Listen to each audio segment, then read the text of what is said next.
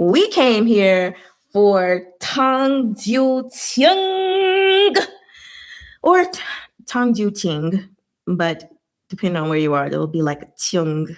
QJJ, Ballad of Sword and Wine, or Jiang Jingju, which is crazy because Jiang is spelled with sometimes a Q or a J. And so I believe when it comes to the poem that this title comes from, I believe in that case it is Jiang Jingju, which is basically like bring forth the wine.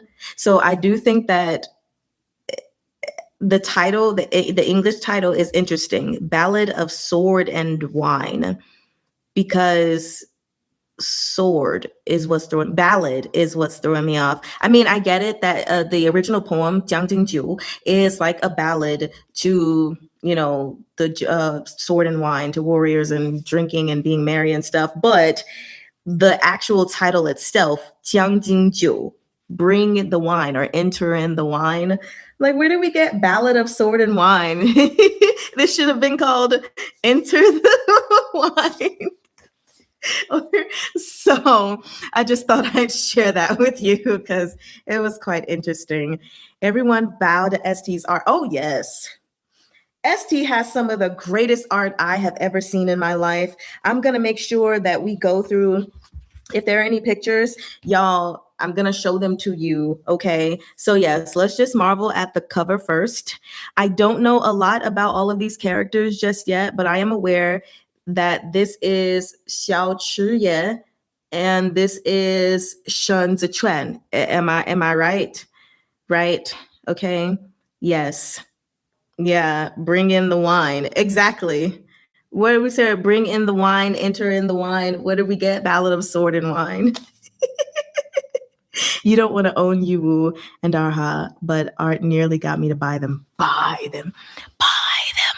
Buy them. That was me whispering in your ear. Okay. That was right? Okay, cool. Yes, no, the title is very nice. Ballad of Sword and Wine. It's very, very nice. It's just like slightly curved from the original thing. So let's see. Here it says, I want to scale that mountain.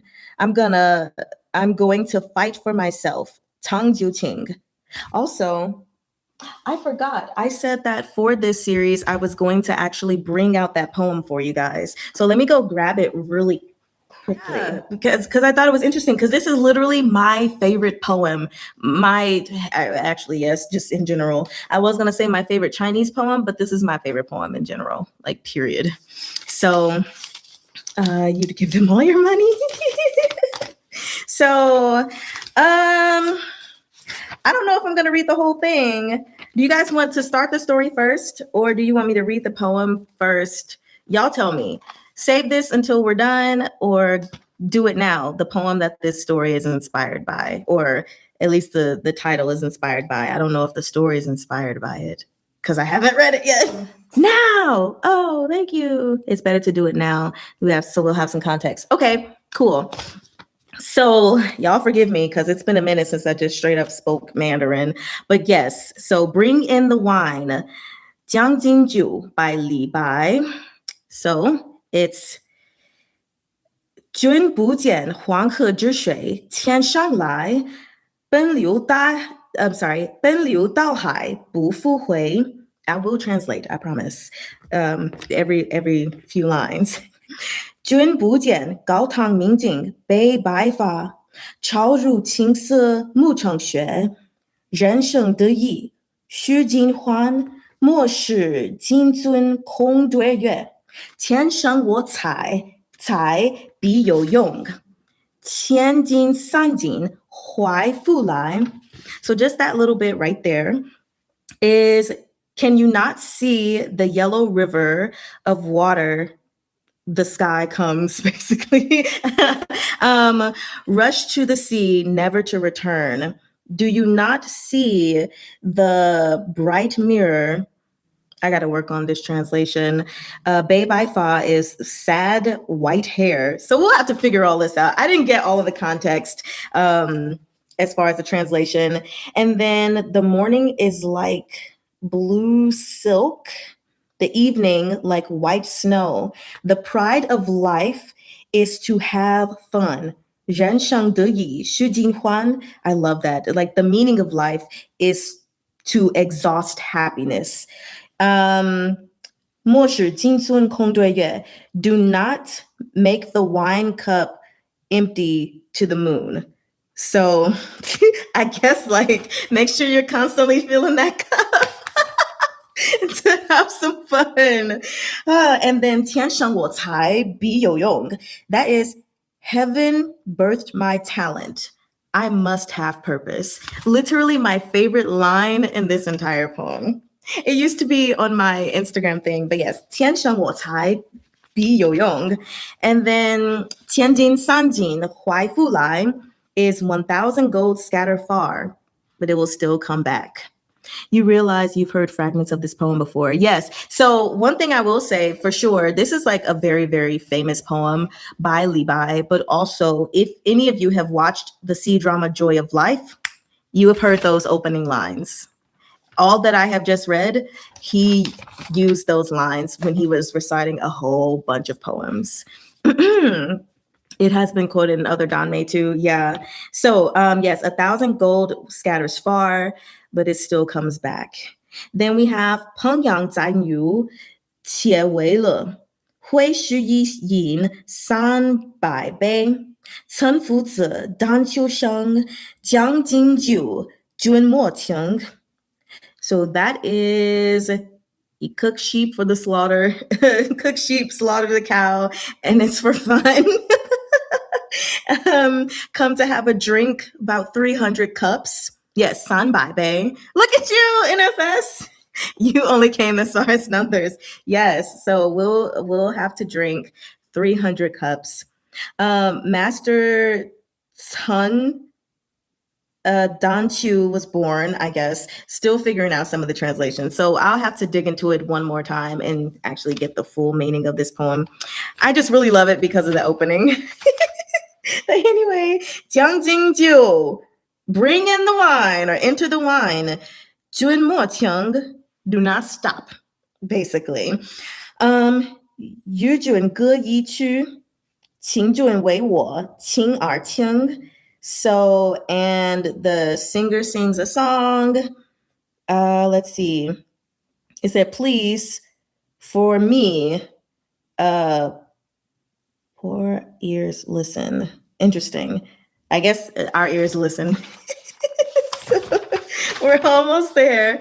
Then we have 钟鼓馔鱼不足贵. 当元, my stomach's growling. 当元长醉不复醒. 古来生前皆寂寞. So that is bells, drums, delicacy, jade. Something about expense. Being expensive. Let's see. But willing, long drunk. Be drunken for, I guess, a long time. Do not return. You said joy of life in it. Yeah, that's what I said. Joy of life. Qing Yunian, which is one of my all-time favorite C-dramas. Okay, so the rest of this, I may not be able to translate properly because I just translated the words, but I will at least read the words for you guys. So anyway, ancient come, kidney, whatever that was, virtuous all, something about being lonely. And then let's see, we have 唯有饮者来其名. It said only have a drinker stays his name. 陈王昔时yan ping le. So something about a feast and old times. 斗酒十千自还血. Let's see. I have fight, wine, 10,000, arrogant, happy, scorn. That literally makes no sense. You said you meant the meaning of the song, but hey, it works. Oh, yes. Yes, that is definitely something that was stressed like in the very beginning of this poem. Let's see. 诸人何为言少钱? Let's see. The host I think speaks less of money. It said 金须个区对君着 the path to sell to provide. Oh, I don't know what I put here. Well, I'm gonna just read this last little bit. We got the beginning because the rest of this I'm not 100% sure about. But anyway, we got 无花马千金酒胡儿将出换美酒 you are 从小万古愁. So, yes, 5 flowers or 5 flower horses. I have no idea. Something about 1,000 golden fur. And then Huar, I'm guessing is a name, will go out and change or exchange the wine, the beautiful wine. And you with the pen will have eternal worry, maybe? Who knows? Anyway, that's the poem. Disregard my awful translation for you guys because I forgot. Yeah, I literally just translated the words, but it was really just the main 1, 2, 3, 4, 5, 6, 7, 8 stanzas or lines, if you will, that I truly loved. So I hope at least from the very least you get that the pride of life or the meaning of life is happiness, and that we are not supposed to, I guess, look down on ourselves because heaven is who graced us with whatever talent we have. So we must have some purpose. And even any money that may leave us, it will always return. That is what I get from this. Enjoy life. I have to read the rest, but that was the end of that. Let's see. You imagine a lot of words are such a shortcut to other literary works and idioms and so on. More than likely. Yes, more than likely. So spend it on joyous alcoholism. Yep. That's the moral of the story. Just be drunk and happy. Yeah. So now I'll make sure by the time we finish this story that I've gotten the real interpretation of it and we can give it back to you guys. YOLO, basically. So let's go ahead and dig into Jiang Jingju, or Ballad of Sword and Wine, Volume 1. Face Life's Worries with Freedom. Exactly. So I don't have the picture of this up, but there is a map here. So we'll have to go back to that sometimes. Let me see if I can pull it up now. Jiang Jingju. Ah, crap. My keyboard is still in Mandarin. Hold on. Ballad of Sword and Wine map. That way, if I need to share my screen with you all so we can like work through some things that are said, we can do that together. So let me just save this image as QJJ map on my desktop. Perfect. And then I will pull it up. Okay, good. We're good to go. You know it's serious when there's a map. Yes. Oh yeah, trouble when drawing the map. Oh, that's crazy. So here's the first picture that's just right inside of the book. And it's lovely. They are passing each other. You wonder if the OG translation also had a map? Nah, because they're smarter than us. No, I'm kidding. So again, this is written by Tang Jiu Qing, illustrated by ST, translated by Xia Jia and Amixi, or Amixi. I'm not sure which one it is. So there are 41 chapters, wow, in this one book. Okay, let's begin. TA really needed a map. It probably would have benefited from one, yes. So let's begin. Oh, yes, share it on Discord, please. All right, pull out your books if you have them, or you could just listen. It's whatever you want to do. But let's start. And I don't like this one. It's literally the same one, but a second one. I just be feeling like this one's brighter. Shunwei, the prince of Jianxing, suffered a crushing defeat at Chashu River in the northeast. The prefecture of Duanzhou's front line fell into enemy hands, and 30,000 soldiers were buried alive in the Chashu sinkhole.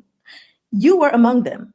So how is it that you're the only one left alive? Shun Zichuan's eyes were glazed and unfocused. He didn't answer. The interrogator slammed his hands on the table and leaned in, a vicious glint in his eyes. Shunwei had long been in secret communication with the 12 tribes of Biansha. He intended to hand the 6 prefectures of Zhongbo to our enemies on a silver platter. Together with your Biansha allies, you planned to breach the defenses of Chudu from within and without. This is why the Biansha horsemen spared your life, is it not? You know what? I'm going to go ahead and share the map now. Let's do that now. It's probably a good idea. That way, while I'm reading, it's up on the screen for you guys to visualize. Am I smart for thinking that? Yeah. So this is how you do exposition. Victim blaming, right? Why are you the only one alive? You must have done something bad. So here we're just going to go through that tiny little bit of again. So the prefecture of Dunzhou. Let's find Dunzhou. Dunzhou is right here. Okay. They suffered a crushing defeat at the Chashu River, which is right here. Okay. So not too far away. The prefecture of, let's see. And then there's a sinkhole, which is right here. Okay, here's the sinkhole. So then we have the 12 tribes of Biansha. Let's see if that's on the map.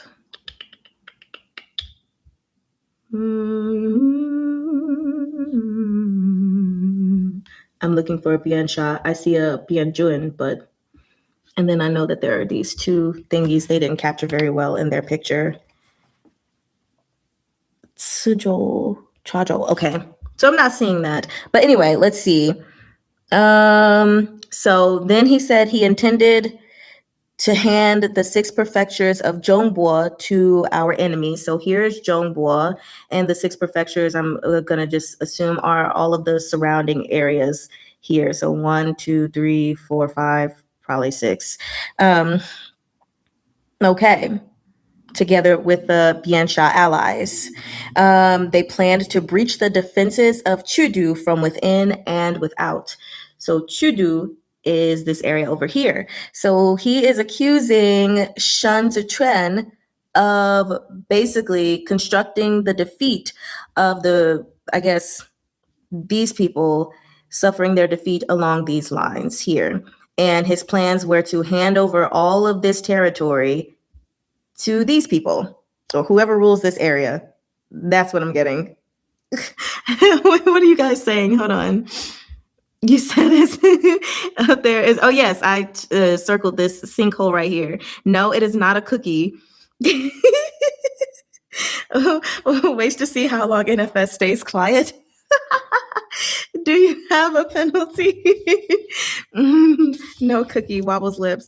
I shared the map on the other Don May General channel. Great. So you guys can also look at it there, which is something that we'll probably have to reference many times as we read. I need to turn my heating pad back on.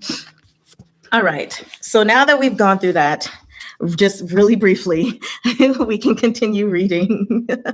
Also, I do see that, hold on, I think there's a part of the map that my face is covering, but Suotian Pass, nothing's been said about that. So yes, Cookie is absolutely amazing. So now that we've gotten all through that, do I need to reread that?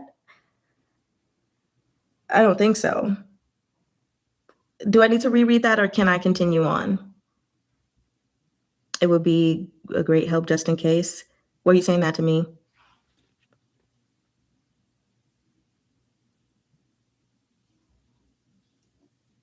Okay, so Shunwei, The Prince of Jianxing suffered a crushing defeat at Chasha River in the northeast. The prefecture of Duanzhou's front line fell into enemy hands, and 30,000 soldiers were buried alive in the Chasha sinkhole. You were among them. So how is it that you're the only one left alive? Shun Zitran's eyes were glazed and unfocused. He didn't answer. The interrogator slammed his hands on the table and leaned in, a vicious glint in his eyes. Shun Wei had long been in secret communication with the 12 tribes of Biansha. He intended to hand the 6 prefectures of Zhongbo to our enemies on a silver platter. Together with your Biansha allies, you planned to breach the defenses of Chudu from within and without. This is why the Biansha horsemen spared your life, is it not? Shun Zitran's dry, chapped lips parted as he struggled to understand the interrogator's words. The jut of his throat bobbed as he answered with difficulty. No. Shun Wei immolated himself to escape judgment. The embroidered uniform guard has already presented correspondence proving his secret liaisons with the Biansha tribes to the emperor. And yet, boy, you still deny it. Your stubbornness borders on stupidity, the interrogator snapped. Excuse you. Jeez. Shun Zitran's head felt heavy, his mind dazed. He had no idea how long it'd been since he'd last slept. He felt as though he was hanging from a single thread thousands of feet in the air. If he negligently let go for so much as an instant, he would plummet to the ground and be smashed to pieces. The interrogator opened Shun Zitran's written statement and gave it a cursory glance. You said last night you were able to climb out of the Chasha sinkhole alive because your elder brother protected you. Is that so? The scene swam hazily before Shun Zitran's eyes. The sinkhole was so deep, countless soldiers packed together within. But even as the pile of corpses grew higher and higher beneath their feet, still they could not reach the edge. No matter how they struggled, they couldn't climb out.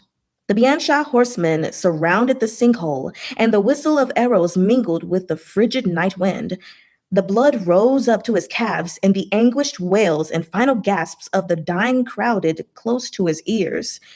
Shun Zitran's breaths came fast and shallow, and he shivered in his seat. He clutched at his hair despite himself, unable to prevent a strangled sob from escaping his throat. You're lying. The interrogator held up the statement and flicked it with a finger. Your brother is Shun Zhouji, the eldest lawful son of the Prince of Jianxing. This brother of yours abandoned 30,000 soldiers before the Chasha sinkhole and attempted to stealthily flee with his own private guards. The Biansha horsemen lassoed him with a rope and dragged him to death on the public road along the Chasha River. He was dead by the time the 12 tribes of Biansha slaughtered those soldiers in the sinkhole. It's impossible for him to have saved you. Whew. Shun Zitran's mind was awhirl. The interrogator's voice sounded so far away. All he could hear were the unending wails. Which way out? Where are the reinforcements? The dead crowded against the dead. Putrid, decaying flesh pressed down on his hands. Muga shielded him from above, sprawled over the bloodied corpses. Really quickly, footnote. Oh, it's about Ge. We know what Ge means by this point, right? Okay. Muga shielded him from above, sprawled over the bloodied corpses. Shun Zitran listened to Muga's ragged breaths, and the cries that escaped his throat were those of despair. Your brother is invincible. Jimu struggled to squeeze out a smile, but tears were streaming down his face, and his voice hitched as he continued. I'm an impregnable fortress. Hang on just a bit longer. It'll be fine. Reinforcements will arrive soon. When they come, we'll go home and get our parents. And I need to find your sister-in-law. Come clean with it, the interrogator barked, banging on the table. Shun Zitran began to struggle as if to break free of invisible shackles, but the embroidered uniform guard swarmed over and pinned him to the table. Since you arrived in our imperial prison, I've taken your youth into account and haven't meted out severe punishment. But it seems you don't know what's good for you. Don't blame us if we're ruthless. Men, Carry out his punishment. Shun Zitran's arms were bound with rope. They dragged him to an open space in the chamber. Someone set down a bench with the clatter and tied his legs to it. The burly man beside him lifted his broad wooden staff, hefted it briefly in his hands, and swung it down. I'll ask you one more time. The interrogator brushed at the foam on his tea with the lid of his cup and took a few unhurried sips. Did Shunwei collude with our enemies and commit treason? Shun Zitran gritted his teeth and refused to yield. He shouted between strikes of the heavy staff, "No!" The interrogator set his cup aside. The Shun clan wouldn't be in this position today if you'd shown such fortitude on the battlefield. Continue. Shunwei didn't collude with the enemy, Shun Zitran rasped, his head hanging and his voice hoarse. He was crumbling, bit by bit. You said, ooh, late to the party, but intrigued already. Well, fortunately for you, we have only read like 5 pages, so we're okay. He was crumbling, bit by bit. We suffered a crushing defeat at the Battle of Chashi River, all because Shunwei recklessly met the enemy head-on. After that loss, he had a chance to turn the tide at the Duanzhou front line. Yet despite his great advantage in strength over the enemy troops, he withdrew his forces. Because of this, the 3 cities of Duanzhou Prefecture fell into enemy hands. Tens of thousands of common citizens lost their lives on the edge of Biansha scimitars. The interrogator heaved a lengthy sigh and continued with rueful disdain. All 6 prefectures of Zhongbo were bathed in blood. Shunwei took his troops and returned south once again, but the battle he fought in Dongzhou Prefecture was the most suspect of all. The Chuzhuan commandery garrison from Qidong had already crossed Tianfei Watchtower to provide assistance, yet he abandoned his pincer attack. Instead, he mobilized thousands of cavalry to escort his own family to the city of Dancheng. The entire front line at Dongzhou Prefecture collapsed without these troops. Was this not intentional sabotage? If it weren't for the Libei armored cavalry racing 3 days and nights to cross the glacial river, the Biansha horsemen would even now be at the gates of Chudu. So he's incompetent and stupid. Right, that's like some things aren't because people are plotting things. It could just because they're stupid as hell. Happily accepts cookie and cozy atmosphere. I don't think I need to go through the map on that, but just in case. So they had interrogating saying that all the 6 prefectures of hold on, let me pull this up again. Zhongbo were bathed in blood. The battle was fought in Dongzhou Prefecture. Here it is right here. Let's see. Qidong. Qidong is over here. Okay. So the commandery garrison from here, they had already crossed this watchtower, the Tianfei Watchtower. But he abandoned, I guess, the attack they could have done. And he escorted his family to Dancheng, which is all the way over here. Oh, he ran really far. Okay, so he escorted his family all the way to the city of Dancheng, and the entire troop of the Dongzhou Dancheng Prefecture, which is right here. Sorry. No, I was right. Dongzhou, right here. So they collapsed here without the troops because he took them all the way over there. So they didn't have the help that they needed.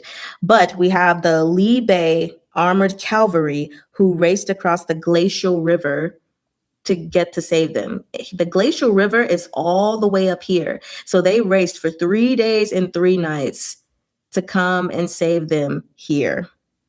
Man, he's a runner. He's a track star. I love that. So, man, they had to travel a far distance to offer help. Man. And so he was saying the Biansha horsemen, would even now be at the gates of Chudu. And again, Chudu is over here. So if they didn't come all the way from over here to help, then those horsemen would have invaded over here as well. So now let's keep reading. Shun Zichuan was drenched in cold sweat, his consciousness fading. The interrogator flung the statement at him in contempt, and it slapped against the back of his head. Rather a dog than a man of Zhongbo, eh? Shun Wei is a sinner before Great Zhou. Do you yet deny it? You have no choice but to accept your guilt. Well, that's not him.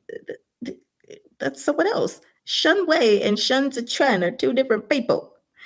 Shun Zichuan was in agony, half of his body numb.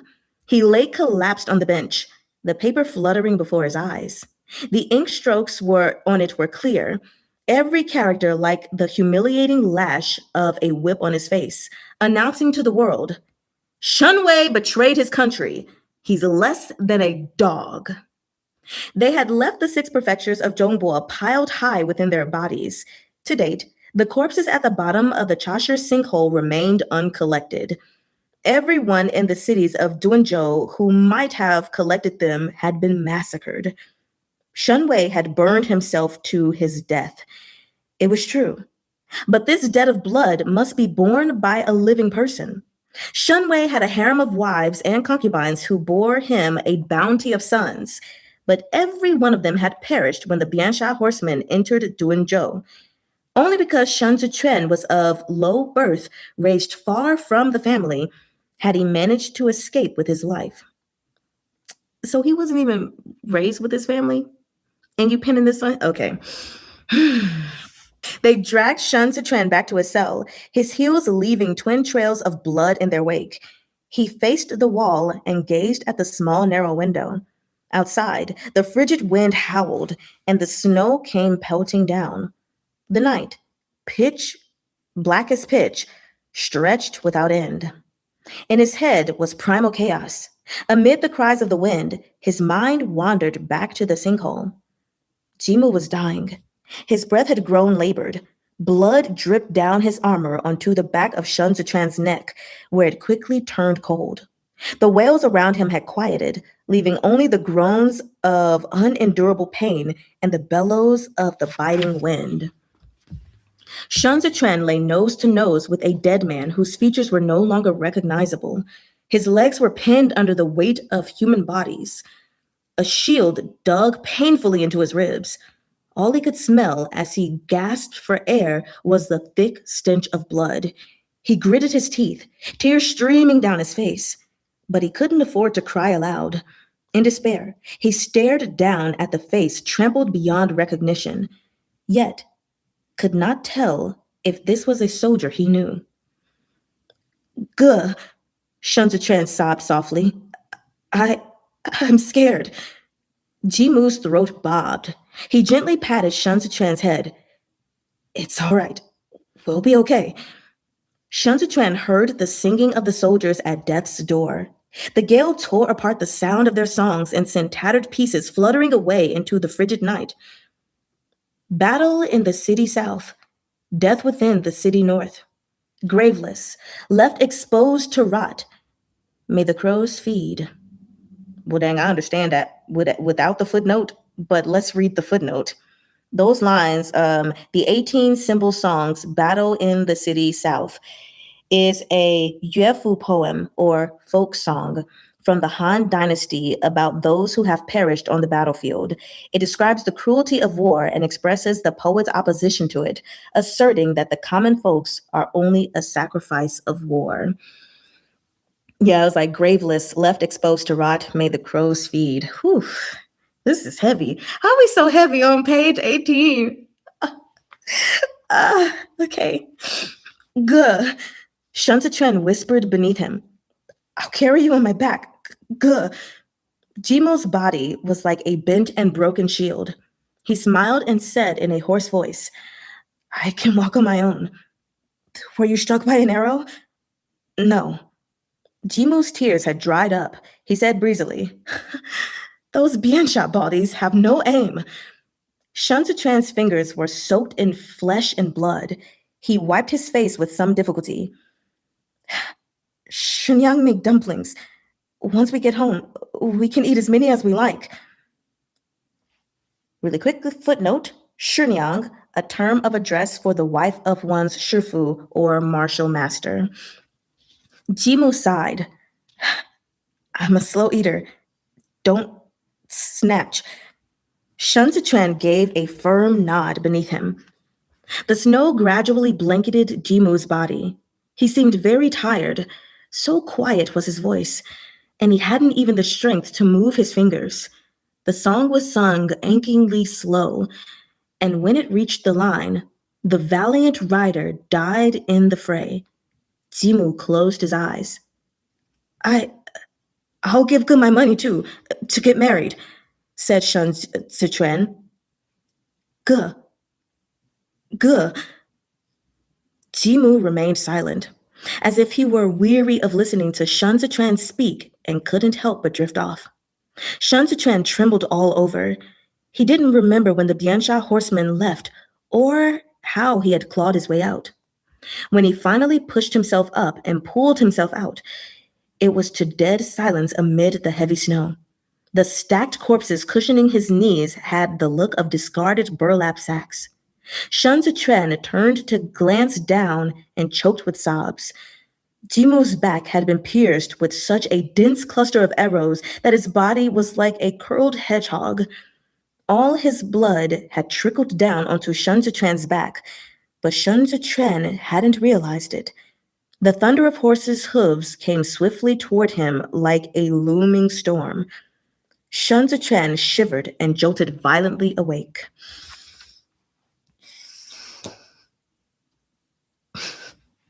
Okay. He felt like retching, but then he realized his wrists had been firmly bound, and a burlap sack filled with soil was pressing down on his body. The sack became heavier and heavier as it crushed his chest. He couldn't make a sound. This was an old prison trick habitually inflicted on prisoners whose jailers would rather see them dead than alive. By smothering them with an earth-filled sack, they would leave no trace of injury. Had Shen Zichuan not woken when he did, by daybreak, he would have been but a corpse gone cold. Someone was trying to kill him.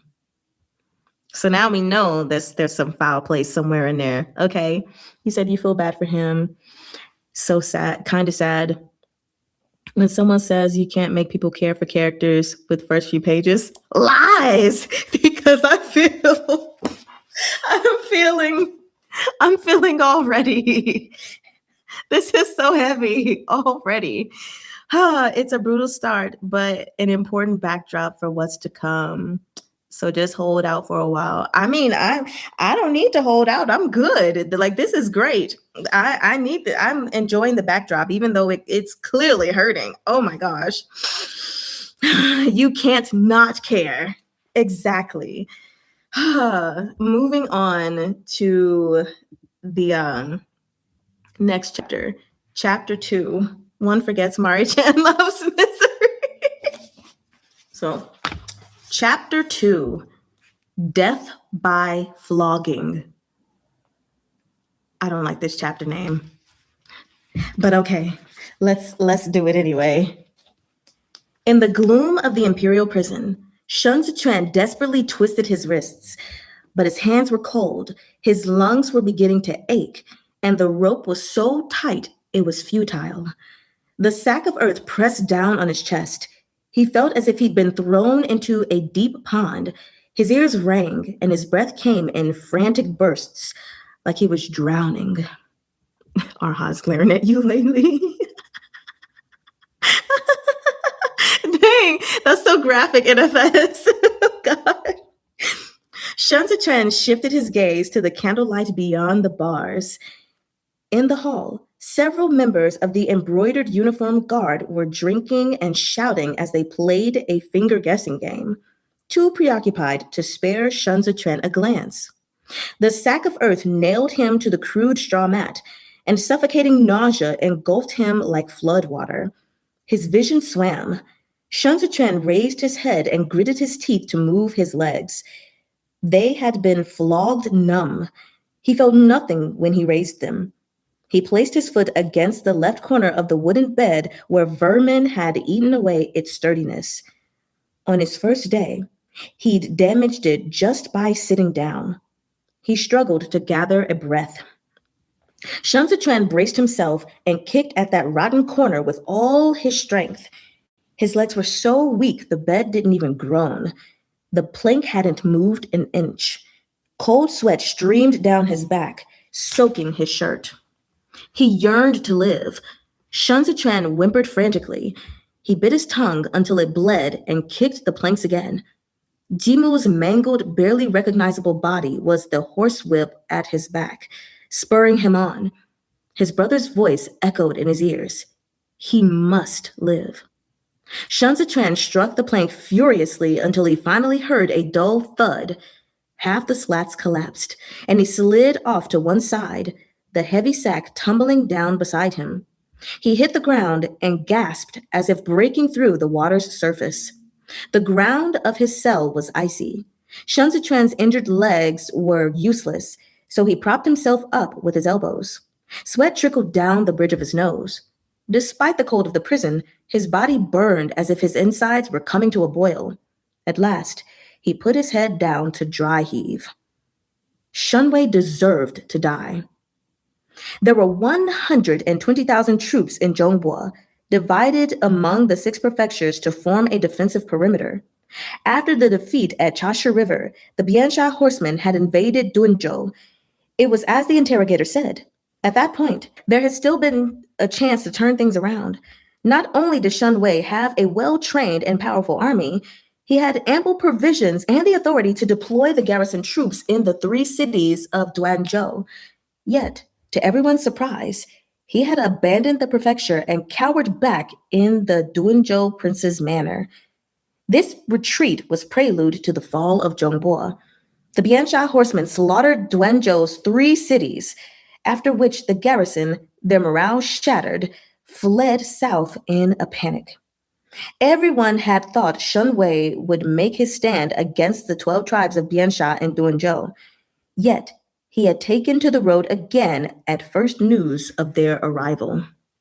Time and time again, the Zhongbua army had retreated in defeat while the Biansha horsemen cut through the 6 prefectures' territories like a steel blade. They traveled light, feeding on the spoils of war as they advanced, until they were within 800 li, which is also 500 meters, of Chudu, the capital of the Zhou Empire. Had Shun Wei implemented a scorched earth policy during his retreat and burned the granaries in the cities he left behind, there would have been nothing left for the enemy and no way for the Biansha horsemen to advance so far. The invaders carried no supplies and relied solely on the cities they conquered to replenish their provisions. If the grain had been ash, the Biansha horsemen would have starved. Dang. So even if with him retreating or running away, he still could have done something to help. Something so simple to burn up all of their granaries where they get their food. A starving soldier could not fight. The Libe armored cavalry could have seized the chance, crossed the glacial river, and intercepted the Biansha tribe's retreat while the garrison troops from Qidong's 5 commanderies sealed off their escape route from Tianfei Watchtower. The Biansha scimitars would have been trapped like turtles in a tub. They wouldn't have survived the winter. But Shun Wei had done none of that. Poison the wells, burn the provisions, exactly. Not only did he abandon any resistance, he abandoned the city granaries, still intact. The enemy fed on Zhou grain as they raised Zhou lands. Thanks to Shun Wei, the Biansha horses were well fed enough to herd Zhongbua's common folk and capture soldiers all the way to Chashi River, where the horsemen butchered them all in a single night. Shun Zitran had escaped by the skin of his teeth. Now that Chudu wanted to settle accounts, it was obvious that Shun Wei's deployment orders had been unusually sloppy. All signs pointed to his collusion with Biansha. Yet to escape justice, Shun Wei had not only immolated himself, but destroyed any relevant documents along with him. Even the embroidered uniformed guard, notoriously effective and efficient in their investigations, were at their wits' end. If the emperor wanted the truth, his only recourse was to get answers at any cost from the only remaining individual who might know, Sun Zichuan. However, the son of a dancer in Duanzhou, Shen Wei's eighth son of common birth, had no place in the clan, whether in rank or age. The man had too many sons. Shen Zichuan had been sent away to Duanzhou long ago to fend for himself, and Shen Wei had likely forgotten his son's existence. And yet, someone wanted to kill him, which is a shame. Shame. It was no secret that many wanted him dead. He had been brought to Chudu as a scapegoat for his father. As the last member of the Shen clan in Zhongbo, he was obligated to pay his father's debts. Once his interrogation in the imperial prison was over, the emperor would no doubt offer Shen Zichuan's death as appeasement to the souls of the 30,000 soldiers who lost their lives at Chashi River. Even so, it shouldn't happen through an assassination in the dead of night. Yeah, because that would be suspicious. Shen Zichuan spat blood and wiped his lips with his thumb. If Shen Wei had indeed conspired with the enemy, then Shen Zichuan's death was only a matter of time. Why bother to assassinate an insignificant common son? Someone in the capital was worried about the interrogation, and if that was the case, then there must be more to the defeat of Shen Wei's troops than met the eye. But Shen Zichuan knew nothing. He had a shifu in Duanzhou. His brother, Jimu, had been his shifu's only son. To Shen Zichuan, Shen Wei was merely the prince of Jianxing. Shen Zichuan had nothing to do with him, and absolutely no idea whether Shen Wei had committed treason. Nevertheless, he had to deny it. Sprawled on the frigid ground of his cell, he felt even more alert than during the day. He knew he was a felon held by the embroidered uniform guard under imperial edict. All arrest warrants, summons, and official documents came directly from the top, consigning him straight from the hands of Xiao Jiming, the heir of Libei, to the imperial prison. They had bypassed even the joint tribunal of the three judicial offices, the Ministry of Justice, the Court of Judicial Review, and the Chief Surveillance Bureau. It was clear that the emperor was determined to get to the bottom of this. Who had the guts to risk silencing him before the emperor could complete his interrogation? The bitter wind howled at the window. In the darkness, Shen Zichuan stared at the wall. He dared not close his eyes again. Well, it's nice to know that the emperor is determined to get to the bottom of this. Apparently, I have that underlined, so I was like, yes, please do. So, maybe we have a smart emperor? I don't know. Don't tell me. Dawn had scarcely broken when Shen Zichuan was escorted back to the hall. A snowstorm raged outside.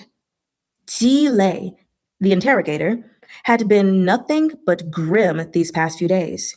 Yet now, he was all smiles as he waited deferentially beside a wooden armchair and served tea with both hands. Really quickly, for anyone who's not reading from the book, Ji Lei. Mari-chan, whenever emperor is mentioned. Never trust emperors too easily, I always say. Absolutely. I definitely don't trust him. I just am like, okay, is he smart? At least to want to get to the bottom of this? Because if there's one thing I hate, is a stupid emperor. Like, at least if you're going to be an emperor I can't trust and you're going to be conniving and everything, at the very least, be smart. Get to the bottom of things. You really want to like one. You just want one emperor. Just one emperor for me to like, please. Well, we do have one emperor to like. We have the emperor from Tang Jiu Qing and Jiangxing Yuchong, I think. The disabled tyrant's beloved pet fish. Aside from the fact that he was very gullible, he was a pretty decent emperor-ish. But for those of us who read The Wife Comes First, gotta love the emperor in there so far. So we've got two emperors Yeah, exactly. We got two, maybe not a lot, but a couple. Mm-hmm. Yep. Out of all the Danmei we've read, that's it. I think. I'm trying to think. One more. Nope, I think that's it. You said need to start reading Life. Absolutely, read it, and then you can rewatch the discussion. Watch the discussions if you want, or you don't have to. Because I know it's different being there in the moment, but they're there for you. But you got to get catched up for when March comes and we start reading the volume 2. Oh yeah, Chang'e did eventually become emperor. So sure, but I'm not necessarily counting him. Yeah. So let's see. Let's continue. Yeah, that was a spoiler, technically, but I mean, hey, it's okay. Uh, Considering the fact that to become emperor at those times, you need to be a bit evil-ish. Yeah, yeah, for real. So let's continue. A fair-faced, beardless old eunuch sat in the chair, resting his eyes. He wore the official hat of a eunuch in velvet for the wintry weather, with an ornately embroidered mandarin square on his robe, a gourd at its center to mark the season. His overcoat was draped over his shoulders, and he held an exquisite plum blossom hand warmer of gold and jade. Sensing movement, he opened his eyes and looked at Shun Zitren. Godfather, Jile bent to say, here is the filthy descendant of the Prince of Jianxing. Pan Rugui, that is the eunuch, Pan Rugui eyed Shun Zitren. What happened here? Pan Rugui was not asking how Shun Zitren had ended up dirty and stinking, but why Jile hadn't yet pried the hows and wherefores from him. Jilei's forehead ran with sweat, but he didn't dare wipe it. Still hunched, he responded. Jilei's forehead ran with sweat, but he didn't dare wipe it. Still hunched, he responded. The boy is arrogant. He's been delirious since they brought him back from Zhongbo. Who knows who put him up to it, but he refuses to confess. A felon, by His Majesty's own decree. Pan Rugui did not accept the tea. A child no older than 16 sent to the famed imperial prison to be personally interrogated by your esteemed self, and you can't get a confession out of him. Still holding the teacup, Jile smiled sheepishly. His importance is precisely why I didn't dare use harsher methods without authorization. He was already ill when he arrived. If he dies in our hands, the case against Shun Wei will go cold. Pan Rugui scrutinized Shun Zitren for a moment. We are all our master's dogs. There's no point keeping a dog whose fangs have dulled. I know you have your own challenges, but this is part of your duty. His Majesty wishes to see him now. This is his way of showing consideration for the embroidered uniform guard. What do you have to complain about? Jile hurriedly prostrated himself. It is as Godfather says, this son has been duly castigated. Pan Rugui snorted. Clean him up. He can't appear before His Majesty covered in filth. An attendant led Shun Zitren away to wash and bandage his injured legs, then gave him a set of clean cotton clothes. He allowed himself to be shuffled about. He was in such pain he could barely walk, and it took quite an effort even to step up into the carriage. As Shun Zitren departed, Pan Rugui finally accepted the cup from Jile.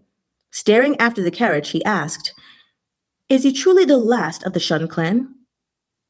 1 second, I'm going to look at a note. I thought I read he was one of the last. Let's see if this comes up again. Oh, that was my note to that, because Pan Rugui is asking, is he truly the last of the Shun clan? And I thought it said he was one of the last, because that's very different from saying the last to one of the last.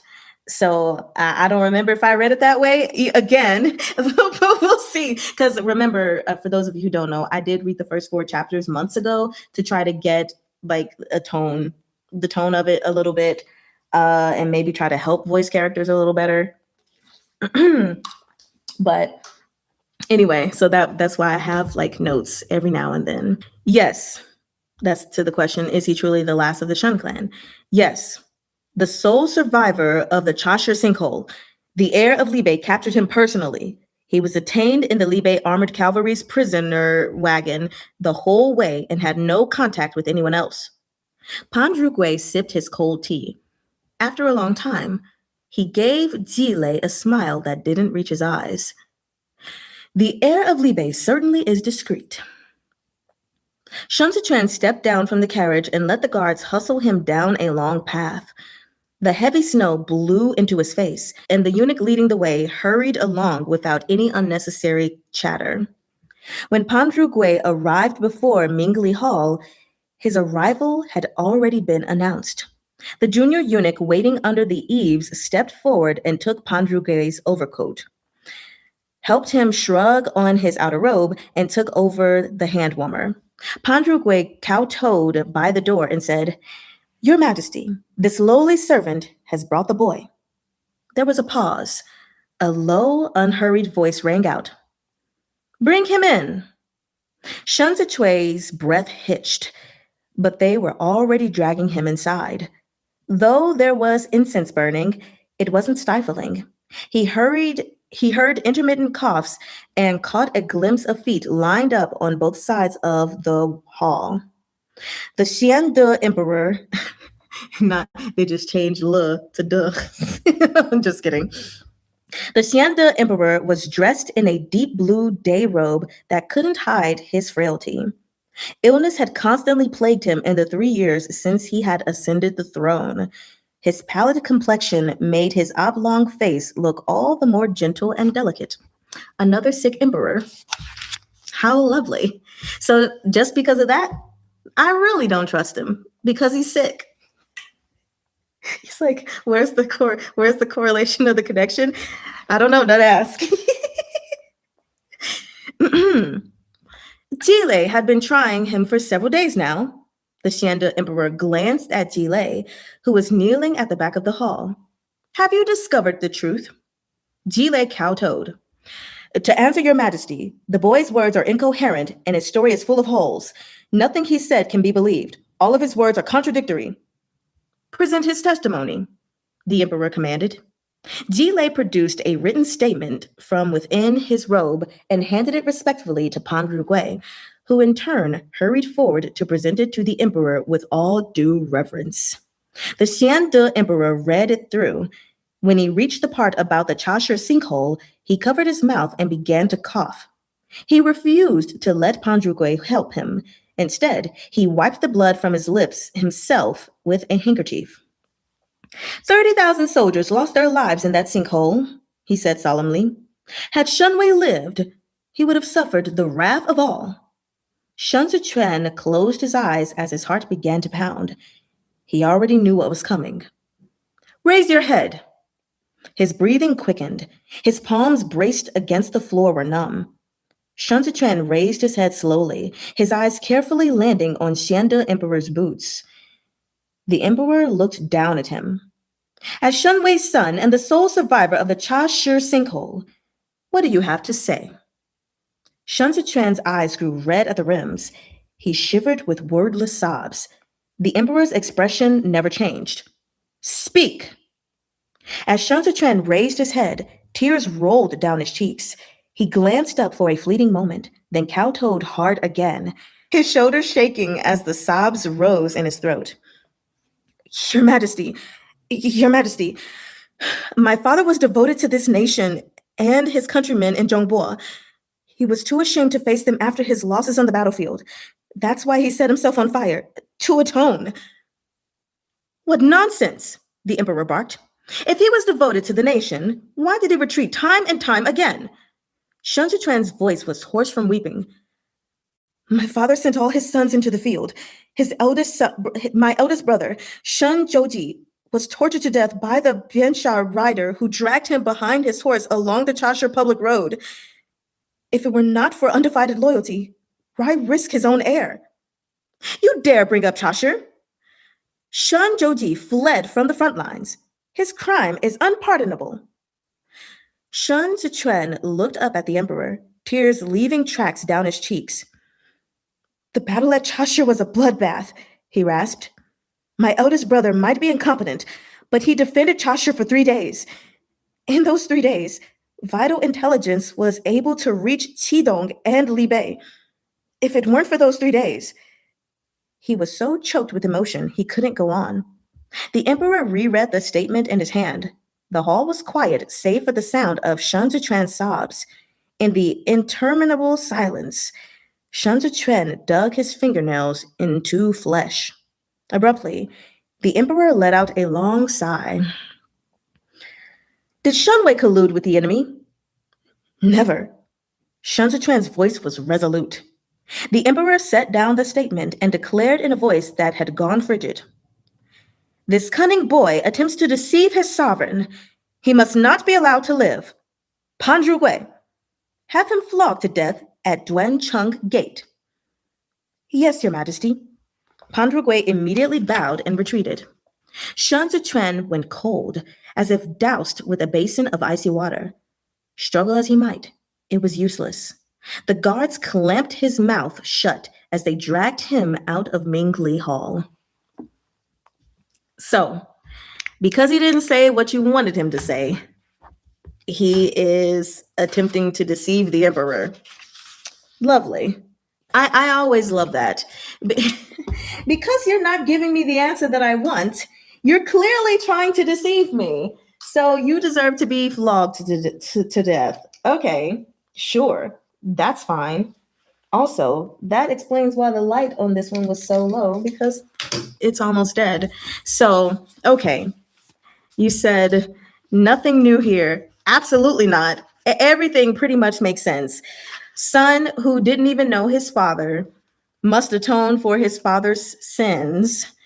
Son who didn't even know his father has to plead that his father is innocent, regardless of if he's a traitor or not, because he knows that if he admits that his father was a traitor, then that's akin to saying that he himself is guilty. Although none of this matters, because since he's not saying that his father is guilty, he is deceiving the emperor for pleading innocence. What do we do in this scenario? All is lost. We are helpless in this scenario. You said you were not trying to please your sovereign. You are a rebel. If you're going to be dead anyway, why would you? Right. Because he already knew before that death was awaiting him. So if I already know death is coming, what am I going to admit to? If the end result is still death, screw it.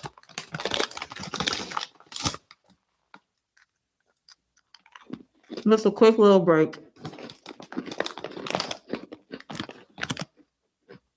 Because I didn't eat breakfast. Because I slept in and then started painting. I really need to get my priorities straight. And eat before these live set. Here you go. You said gimme? Are you getting it? Take it. Wait, all of you were eating some? Okay, here you go. I'll feed all of you. One for you. One for you. This looks like I have 16 watchers. I'll feed all 16 of you.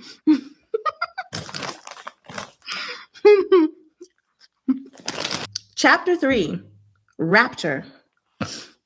Not rapture, but raptor. Raptor. To me, it felt like I said raptor. Rapture. Pan Zhuge strode toward Duancheng Gate. The embroidered uniform guard flanked the path, silent as cicadas in winter. The instant Pan Zhuge announced the emperor's edict, the guards began their work. They gagged Shen Zhiquan and swiftly wrapped him in a thick cotton-padded garment, forcing him face down on the ground. Yes. In the freezing wind, Pan Zhuge leaned over to observe Shen Zhiquan's predicament. He raised his fingers to delicately cover his lips and coughed a few times before murmuring, "You're a mere child, yet you have the gall to put on such a mawkish display before His Majesty. If you had truthfully confessed Shen Wei's treason, you might have stood a chance." Fake news. He wouldn't have stood a chance. So, let's see. Shun Zichuan shut his eyes tightly. Cold sweat soaked his clothes. Pan Zhuge straightened. Begin. The guards shouted in unison. Begin! A thunderous roar followed.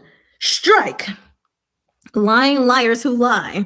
Yes, lying liars who like to lie, lie. Because what? We know he wouldn't have stood a chance. After 3 strikes, another shout. Harder! See, I like to read harder, but in different scenario than this one.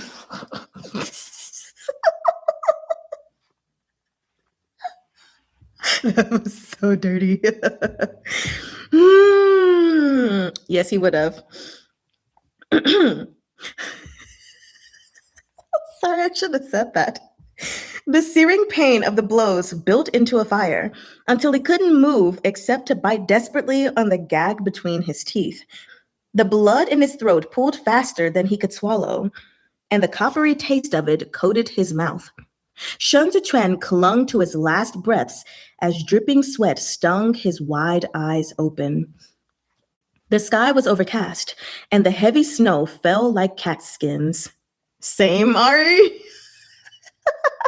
Right? Because I'm also like, oh, the gag between his teeth? Okay, what if he was gagged in a different scenario?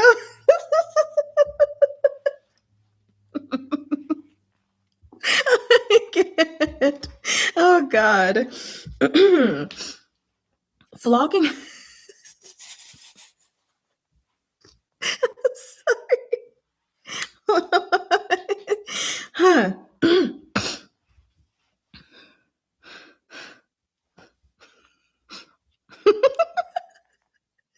This is not even that funny.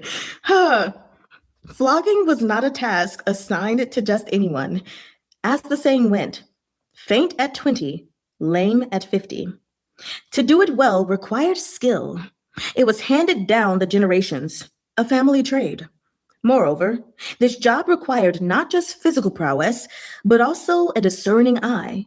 The experienced flogger needed only glance at the expressions of the high-ranking eunuchs from the Directorate of Ceremonial to determine who should receive superficial wounds but serious internal injuries, and vice versa.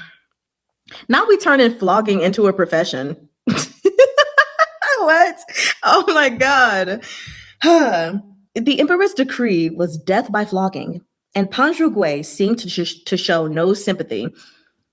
There was no chance of an about face. This person had to die. Thus, the embroidered uniform guard held nothing back. They would make certain Shun Zichuan was dead within 50 strikes. Does it even take 50? I feel like I'd be dead at like 25. Pan Zhuge, minding the time, noticed Shun Zichuan had already gone motionless, his head lolling. Placing a hand on the hand warmer, he was about to give further instruction when he saw an umbrella drifting toward them on the path, hiding a beauty in royal garb. The dark clouds on Pan Zhuge's face were instantly dispersed and replaced by a smile. Though he did not personally step out to receive her, the quick-witted junior eunuch beside him rushed over to offer his arm. My sincerest respects to the third lady. It's such a cold day. If Her Majesty, the Empress Dowager, has any instruction, surely someone else would do to carry the message, Pan Zhuge said, coming forward.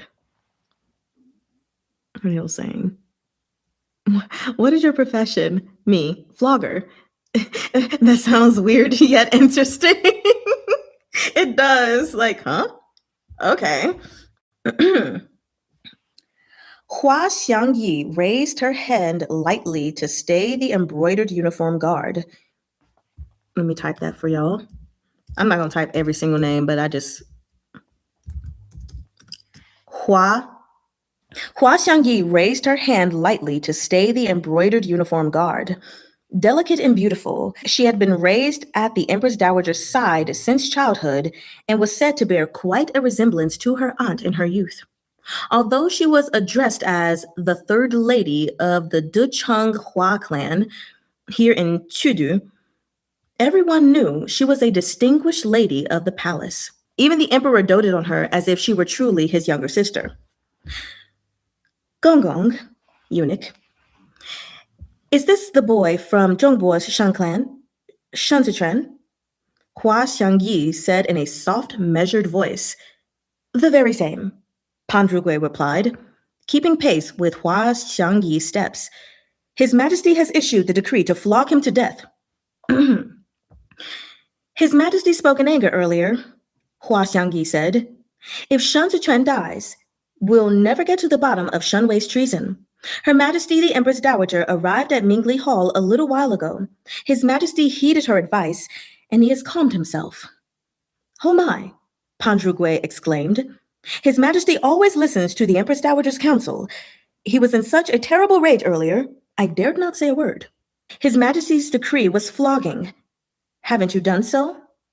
Hua Xiangyi said, smiling at Pan Zhugui. Pan Zhugui took a few more steps and smiled in return. Of course. I was in such a rush earlier. As soon as I heard the word flog, I made sure to give him a good beating. How should we deal with him now? Keep him in the imperial prison until His Majesty wishes to question him again. Preserving the boy's life is of utmost importance. I'm counting on Gonggong to inform Lord Ji to take good care of him, Hua Xiangyi said, her gaze sweeping over Shan Zichuan. Say no more, Pan Zhugui replied. Jile wouldn't think of turning a deaf ear to the third lady's wishes. The weather is cold, and the ground is slippery. Xiao Fuzi, be sure to hold the third lady steady. The moment Hua Xiangyi had gone, Pan Zhugui turned to the 2 rows of guards. His Majesty gave the order to flog, and we have done what's required. Drag him back. You heard the third lady. It is the Empress Dowager's wish. Tell Jile, everyone with a hand in this case is leagues above his level. If something happens to the boy on his watch, Pan Zhugui coughed once. Even the Jade Emperor himself couldn't save him. Interesting. Got it. So it's clear who the real power is, then, not the Emperor. Got it. Okay. Xiao Fuzi returned to support Pan Zhugui by the arm. The long stretch of road was empty, but still, he furtively whispered, Lao Zuzong, if we let him go like this, will His Majesty not blame us later? Footnote number 7, Lao Zuzong, literally old ancestor. An intimate and respectful term of address from a junior eunuch to a more senior eunuch. You said we love Empress Dowagers even more. Oh, yes. If there's one thing I love more than an emperor, it's the Empress Dowager. Favorite person. Yes, in every Danmei, they are my absolute fave. You hear my sincerity? Oh, His Majesty knows in his heart that the blame does not lie with us, Pan Zhugui said, pacing through the snow.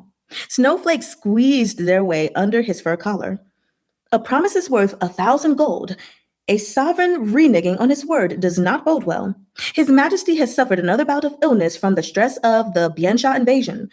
He will accede to anything the Empress Dowager asks these days to please her.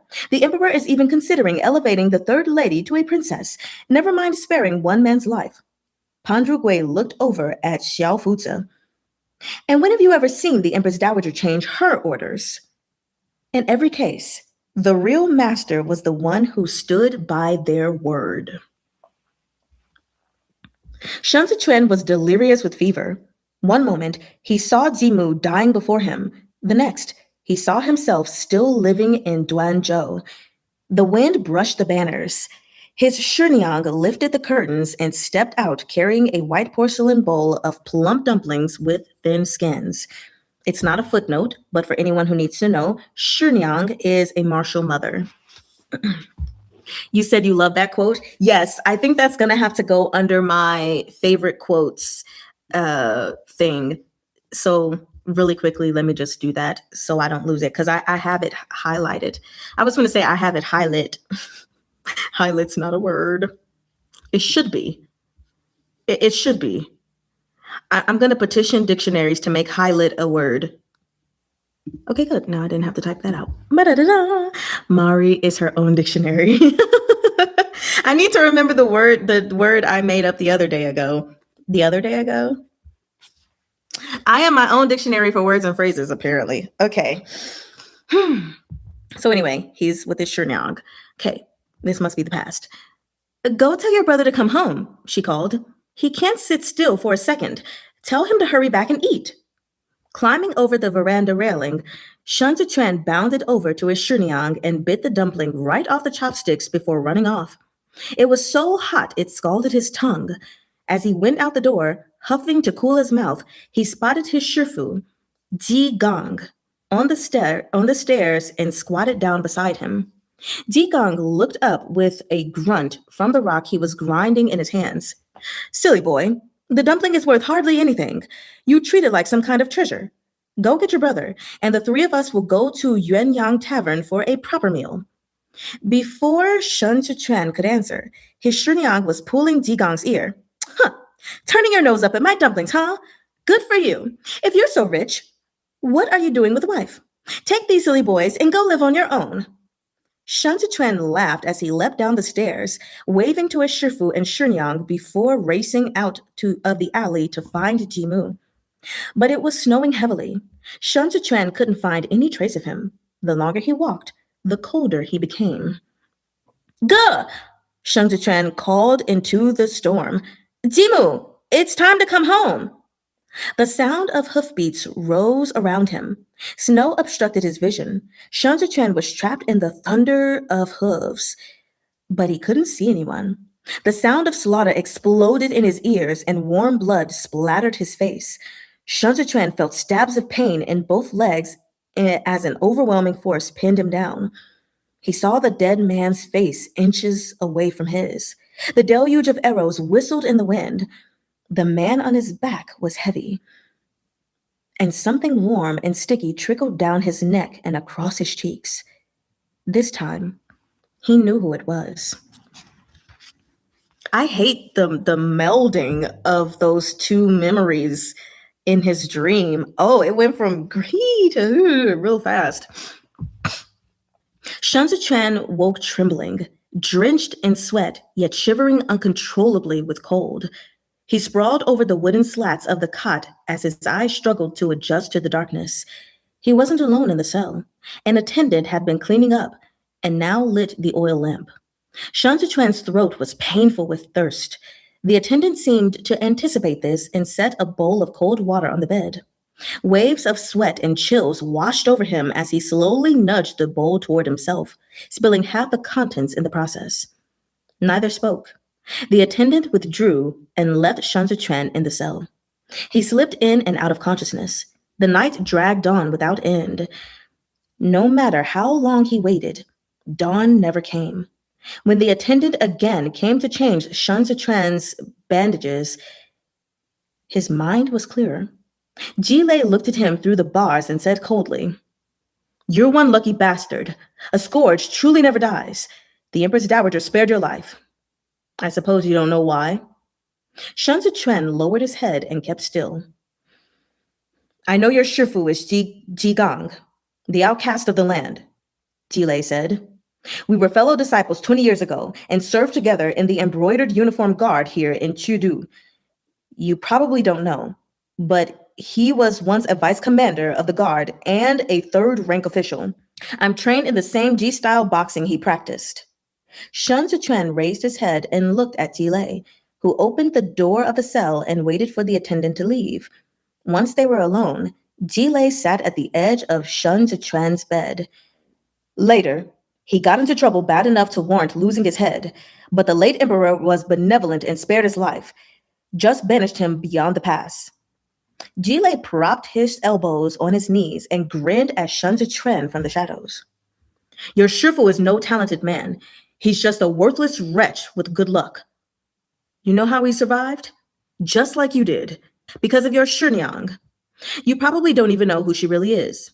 Her name is Hua Pingting, from the same Hua clan of De Cheng that produced the current Empress Dowager. It was for your Shenyang's sake that the Empress Dowager spared your life today. Interesting. He said, bro, got some PTSD. Hex, yeah. I feel for him. Hua Ping Ting. Again, I'm in cap locks, but Hua Ping Ting offers tissues. I don't have tissue next to me, but I have a watercolor paper towel. If you want to use that. It's extra thick, too, extra absorbent. Okay. Where was I? Jile leaned in and whispered, but who'd have known your Shenyang already met her end in the chaos of the attack? Jigong really is a worthless wretch. To lose his father 20 years ago, then lose his wife and son now. Do you know who's to blame? You must know better than anyone. The culprit is Shun Wei. Will you stop antagonizing this boy? Shun Zichuan's breath hitched. Shun Wei abandoned the defensive line at Chasha River. He allowed the Biansha horsemen in. A scimitar slit your Shenyang's throat. But what she suffered before her last breath would make Jigong wish he died instead. He continued mercilessly. Duanzhou fell into enemy hands. You said your brother saved you. Jilei sat up and studied the back of his hand. Jimu, huh? Jigong raised you, and Jimu was your older brother. Jigong's only son, the only continuation of Jigong's bloodline, and the Ji clan's only descendant. But because of Shun Wei, because of you, he's dead too. Pierced by 1,000 arrows, his remains forgotten in a sinkhole, humiliated and trampled under the hooves of Biansha horses. If Jigong's still alive, I wonder how he felt as he collected his son's body. Shen Zichuan surged up, but Jilei easily shoved him back down and held him there. Shun Wei colluded with the enemy and betrayed his country.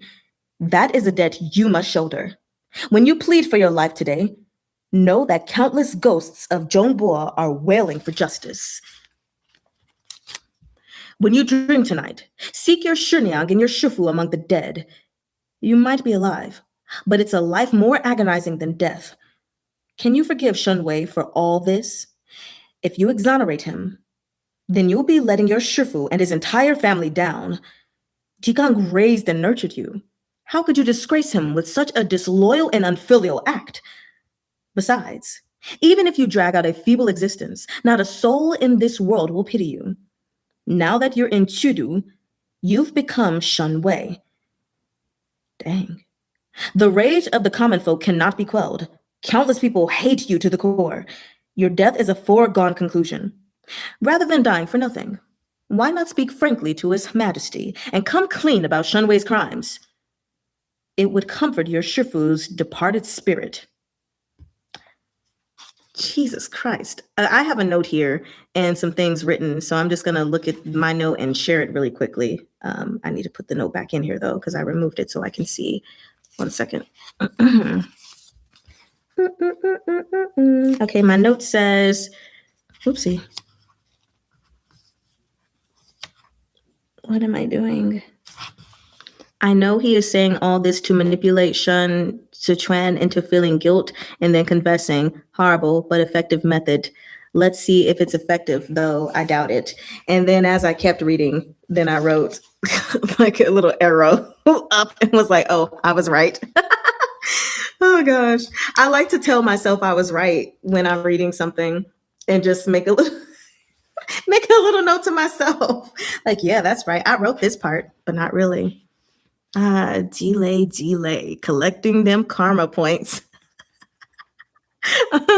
You know the phrase opposites attract?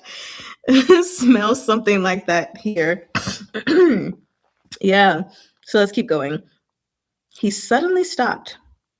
Shun Zichuan, still pinned to the wooden bed, smiled up at him, his deathly pallor gone frostier still. Shun Wei did not collude with the enemy. Shun Zichuan bit each word out through clenched teeth. Shun Wei never colluded with the enemy. Jilei lifted Shun Zichuan from the bed and slammed him against the wall. Bits of earth and dust rained down, and the impact was enough to set Shun Zichuan coughing. There are so many ways to kill you, Jile said. Unappreciative little bastard. You managed to escape death by the skin of your teeth. Do you think you can survive past the day? He kicked the cell door open and dragged Shun Zichuan into the hall. I'm impartial in my duties and serve at the pleasure of the Empress Dowager, but there are plenty in Great Zhou who can do as they please without consequence. If you're so hopelessly foolish, I'll honor your wishes. You want to die so badly? Well, someone's here to kill you. What do you mean that you're impartial in your duties? I don't believe that for a second. Not at all. The city gates of Chudu opened wide, and a line of pitch-black armored cavalry stormed through like rolling thunder.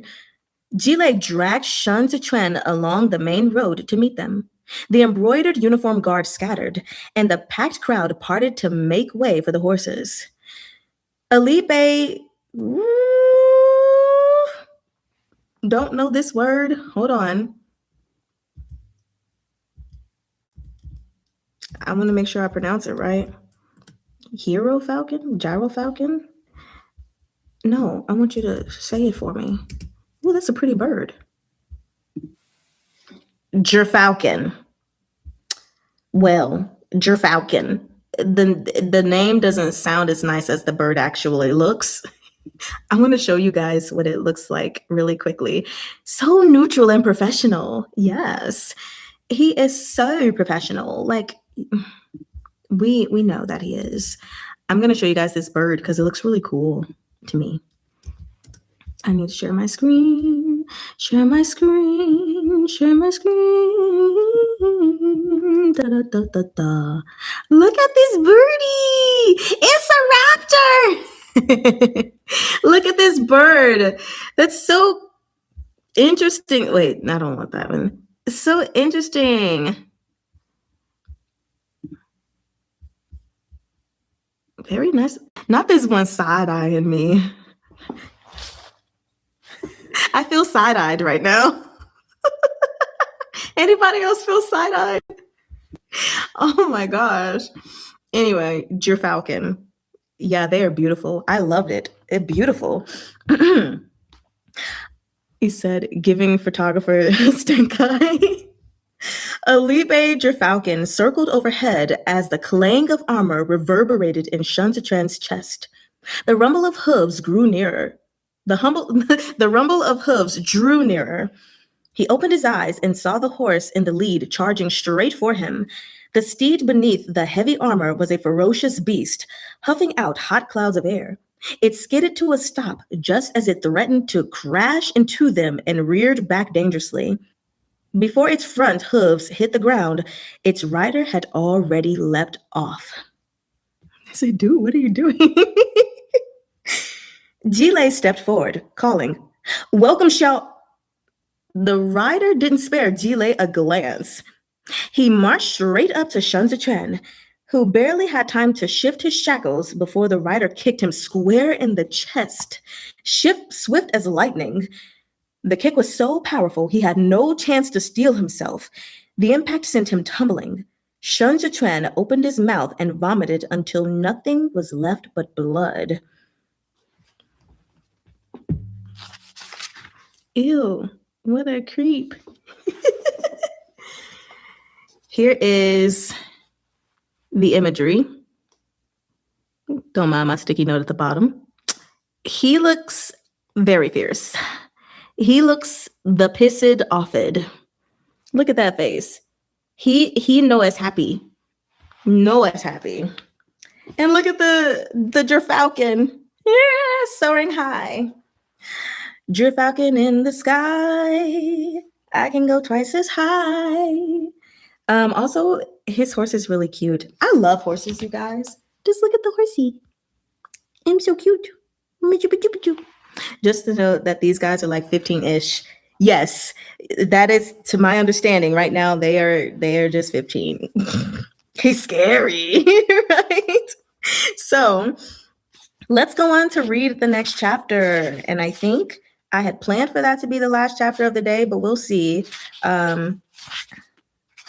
Yeah, we'll see. Okay. Horses are my favorite animal. So my favorite animal is the tiger. Then after that, it's probably going to be the horse. I just love tigers so much. So much. Chapter 4, Last Descendant. Sun Zichuan watched a pair. Wait, was there anything I needed to say about that chapter? Chapter 4, Last Descendant.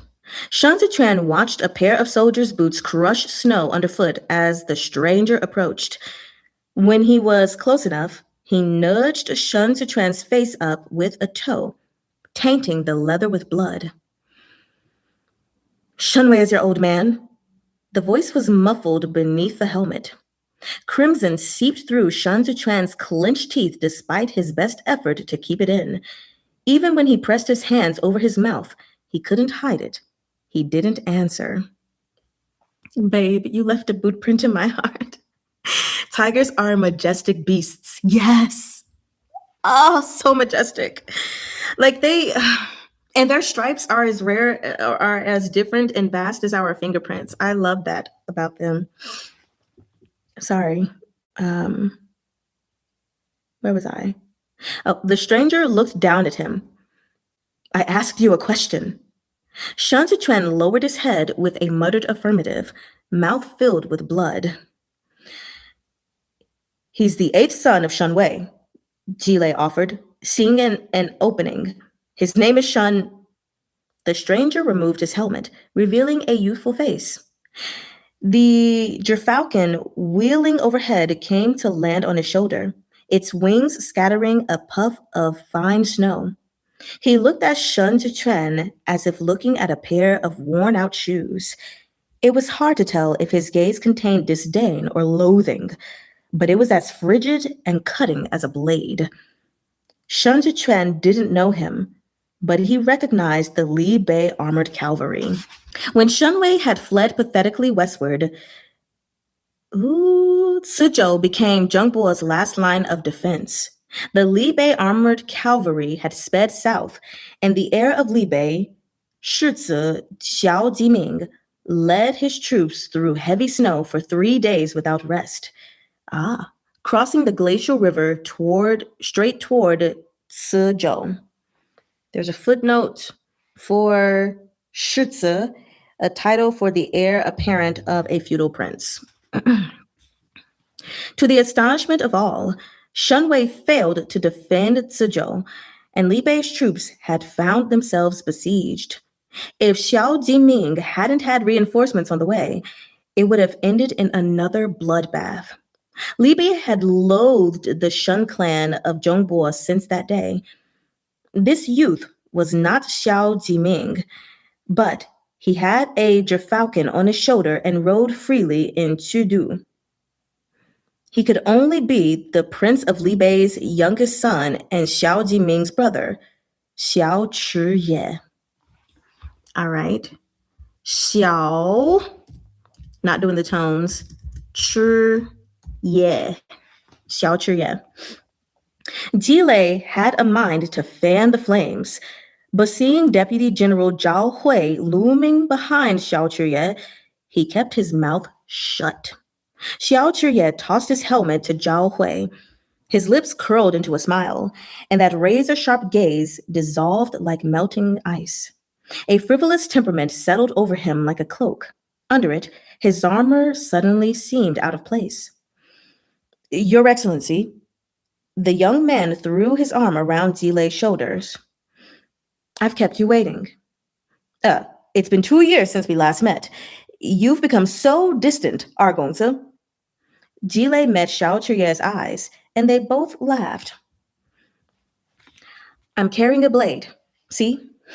I'm pretty much half a soldier now, Xiao Chiye said, pointing down at the scabbard at his belt. Jilei seemed to notice it for the first time. An excellent blade. He chuckled along with Xiao Chiye. It must have been a rough journey, coming all this way to the royal rescue. Let's have a drink tonight after you report to His Majesty. Xiao Chiye gestured regretfully toward the deputy general behind him. My elder brother sent a reminder. How could we drink to our heart's content? How about in a few days, once I've time to breathe? It'll be my treat.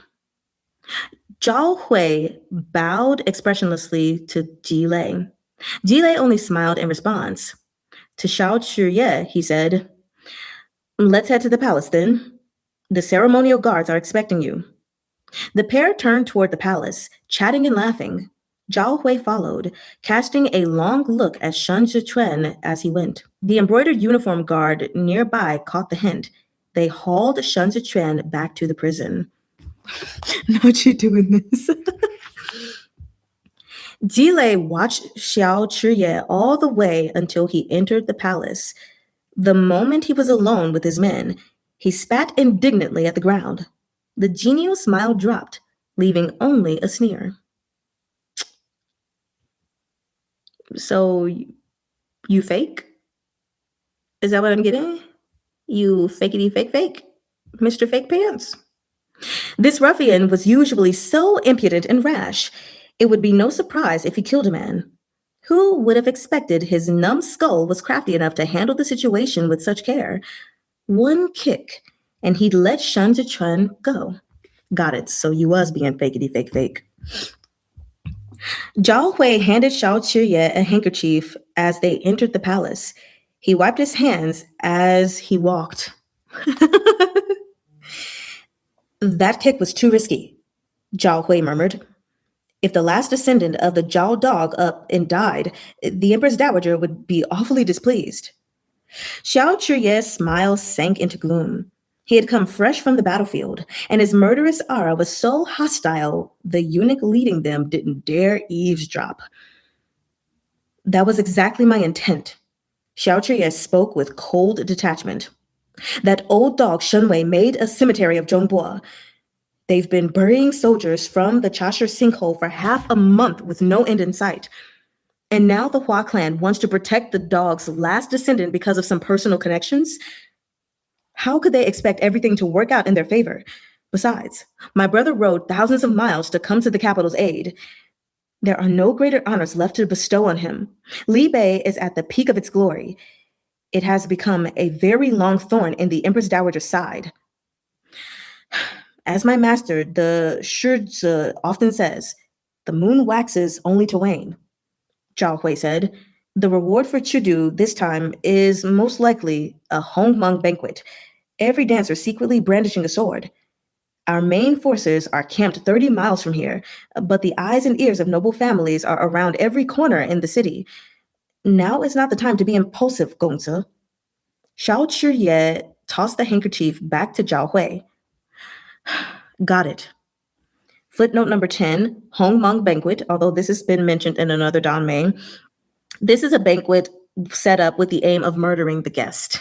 Okay, it refers to a famous episode in 206 BC when future Han Emperor Liu Bang escaped an attempted murder by his rival, Xiang Yu, during a sword dance at a feast held in his honor. So, Hongmeng banquet. It said, ruffian kicked the puppy. Okay. Is Aya here? The Xiande Emperor was feeding his parrot. The creature had been spoiled rotten and was wily as anything. The instant the Emperor spoke, it opened its beak and screeched, Aya is here! Aya is here! Aya pays his obeisance to your majesty! Your majesty! Your majesty! Long live! Long live! Long live your majesty! I don't like parrots. Oh, gosh. Murder during a sword dance. Fun fact, I think parrots are also Raptor family. I love this parrot for no reason. Fun fact, Mar believes that parrots are not real birds, and they probably have some little devices in them. I'm just kidding. Y'all ever hear the theories some people have about certain birds not being real birds, but created by the government? I'd be real suspicious about birds that can talk. Anyway, he should be here now, answered Xiao Jiming, the heir of Li Bei, his hands full of bird feed. It's been 2 years, has it not? The Xianda emperor prodded at the parrot. We haven't seen him for 2 years. The boy takes after your father. He grows so fast.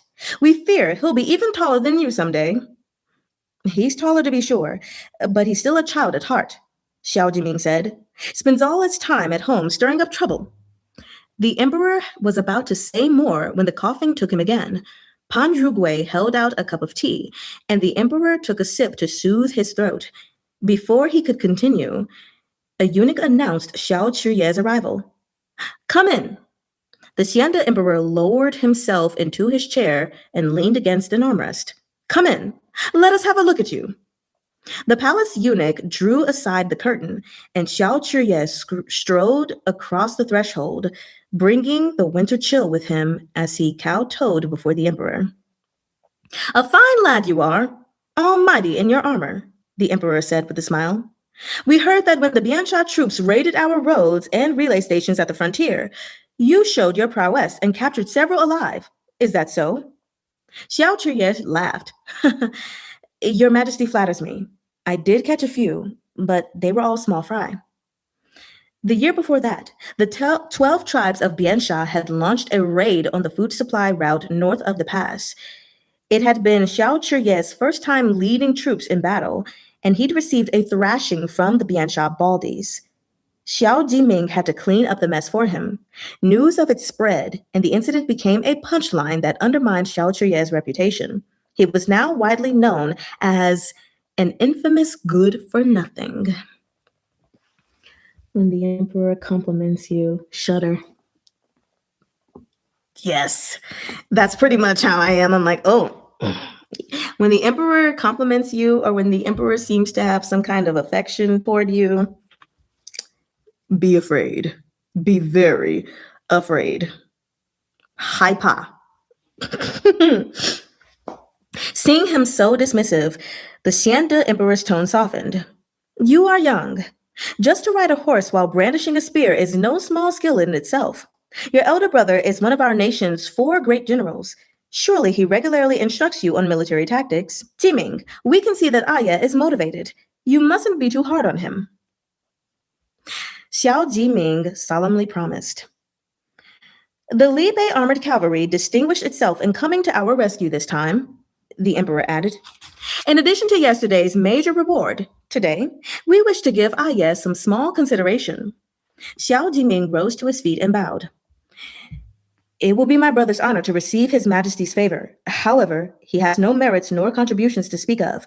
How could he receive such a lofty reward? The emperor paused. You crossed thousands of miles and the glacial river to come to our aid. Your merits are immeasurable. Even your wife, Lu Yizhi, shall be rewarded, let alone Aya. Turning to Xiao Chiye, he said, Libe is a frontier of great strategic importance. You are young, Aya. Surely, you will find Libe dreary if you remain there long. We wish for you to come to Chudu and take up a post as the carefree commander of the Imperial Regalia. What say you? Nope. Say nope. First off, he's calling you Aya. He's nope. He wants to put a leash on you. Yep. Xiao Chiye had knelt motionless all this while. Now he raised his head. If it's a reward bestowed by your majesty, of course I accept. My whole family is made up of uncouth and burly warriors. I can't even find a place to sit and enjoy a song. If I stay in Chudu, I'll doubtless find life here so agreeable, I'll never want to go back. The Xianda emperor laughed aloud. What a lad! We've asked you to take up an official post, but you just want to have fun. If your father heard, we're afraid you wouldn't escape a beating. The atmosphere in the hall was relaxed. The emperor even kept the brothers behind for a meal together. When it was time for them to go, the emperor remarked, We heard Qidong sent someone as well. Who is it? Lu Guangbai from the Bianjun Commandery, Xiao Jiming replied. The emperor leaned back in his chair with an air of fatigue. Tell him to return tomorrow, he said as he waved them off. Xiao Chiye followed Xiao Jiming out. They hadn't gone far when they spied a man kneeling on the veranda outside.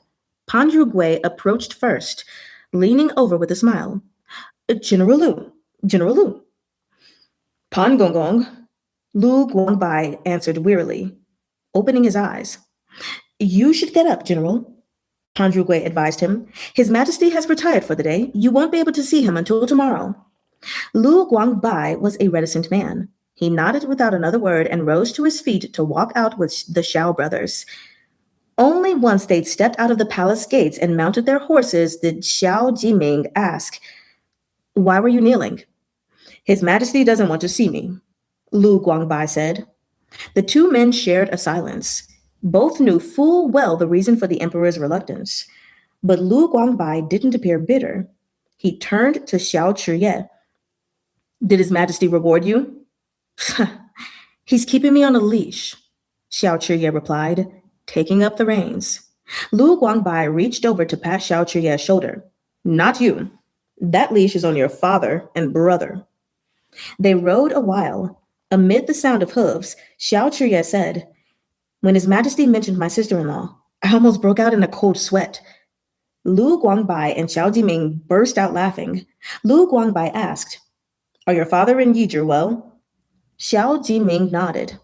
Armless and with a coat draped over his court attire, he didn't cut as young and valiant a figure as Xiao Chiye, yet his presence commanded attention.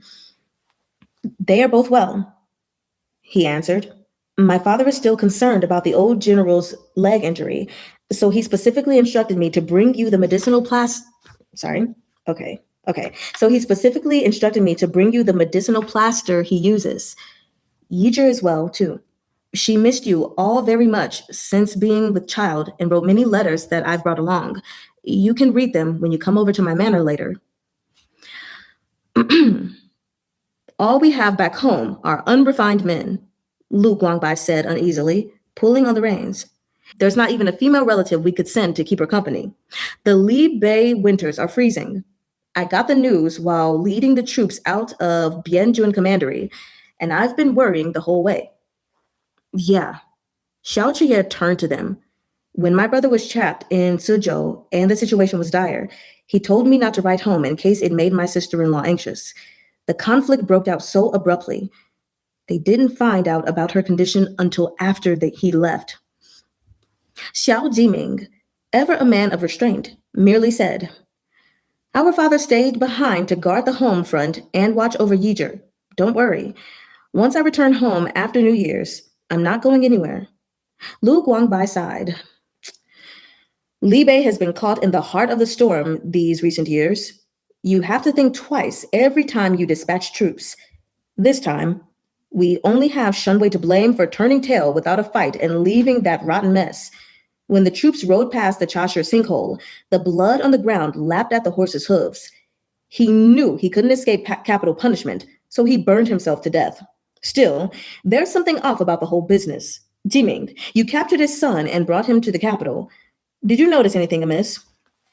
Let me just say, I'm still highly suspicious about everything when it comes to Shunwei, because who's going to burn themselves to death? You feel me? Like if I have to choose suicide, whether to atone, whether to escape punishment, whether I'm tired of life, burning myself to death is not the first thing that I think of at all.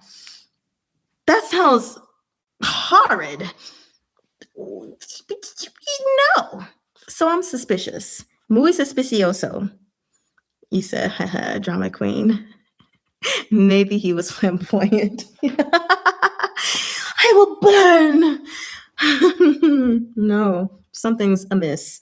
Like this guy saying, did you notice anything amiss? Something is amiss. Shunwei always attached great importance to the distinction between lawful and common birth, Xiao Jiming said, drawing his overcoat shut against the wind. The boy was his eighth common son, born to a mother whose family had no connections. He was abandoned to be raised in Duanzhou. It's obvious that he had no access to inside information. Yet there must be a reason why His Majesty places such importance on the boy. The public wrath is hard to quell, Xiao Chiye said, putting on his helmet. His Majesty personally handed command of the Zhongguo garrisons to Shanwei. After this debacle, someone's head needs to roll as proof of his impartiality. However, the one with real executive power in the Zhou Empire was not the emperor, but the Empress Dowager, who held her own court behind painted screens. With the situation as a stalemate, the eyes of the nation were on Shen Zitren. If he pled guilty and died swiftly, all would be well. If not, he was doomed to become a thorn in the emperor's side. The Xiao clan of Li Bei was at the peak of their prestige. Even the Qi clan, who led the Qidong territories, had to give way to them.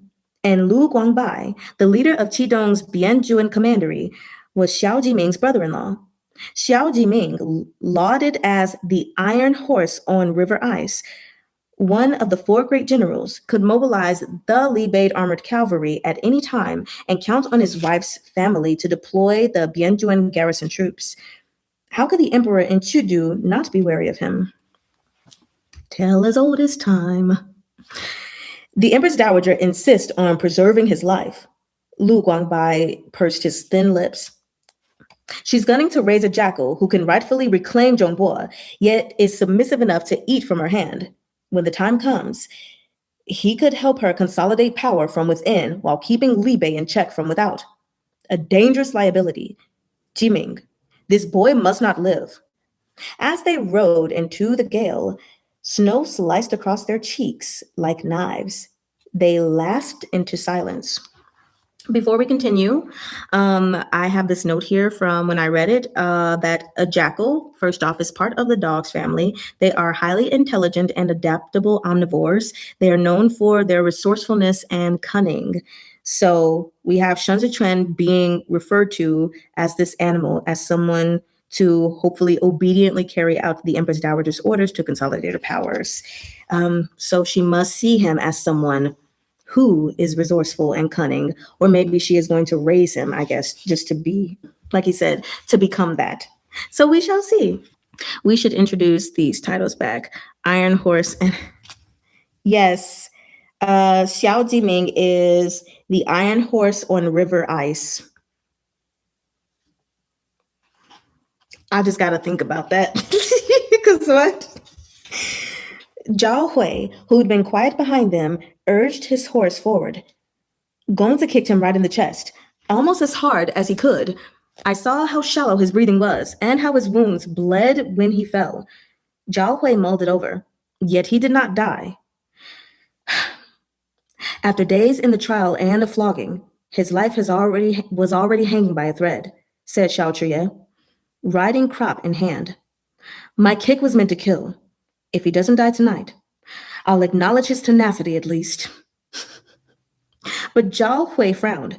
He was frail to begin with and suffered a cold on the journey here. By all rights, he should be dead, yet he's still hanging on.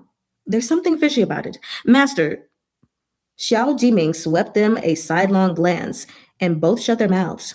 Bracing himself against the fierce wind, he gazed out at the road ahead. After a moment's silence, he said, Dead or alive, only fate will tell.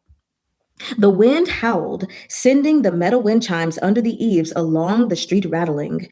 The sound seemed to chase away the specter of doom that had closed in around them. Sitting steady atop his horse, Xiao Jiming calmly spurred his mount onward. Zhao Hui leaned forward and hurried to catch up. Beneath his helmet, Xiao Chuye's expression was inscrutable. Lu Guangbai punched him on the shoulder. Gotta hand it to your brother. Xiao Chuye gave him the ghost of a smile. Fate, huh? And that is the end of chapter 4.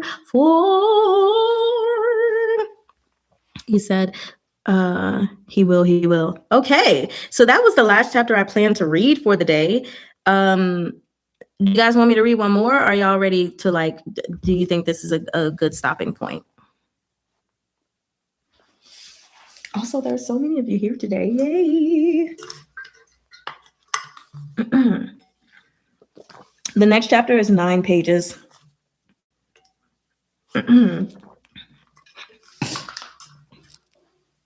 Also, you said, what's the name of the next one? Frontline. You think it's fine to stop here? Okay. Um, I guess I don't have too much to say because I guess I say things like as I'm reading. Also, it's harder to, have things to say when I can't take notes like as thoroughly as I want, which is why I talk while reading.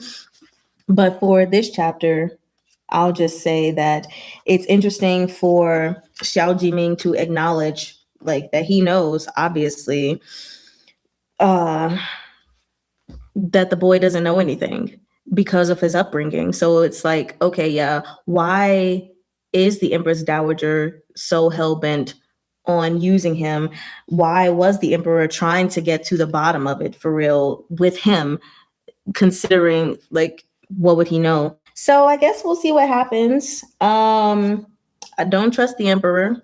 Obviously, don't trust the Empress Dowager. Let's see.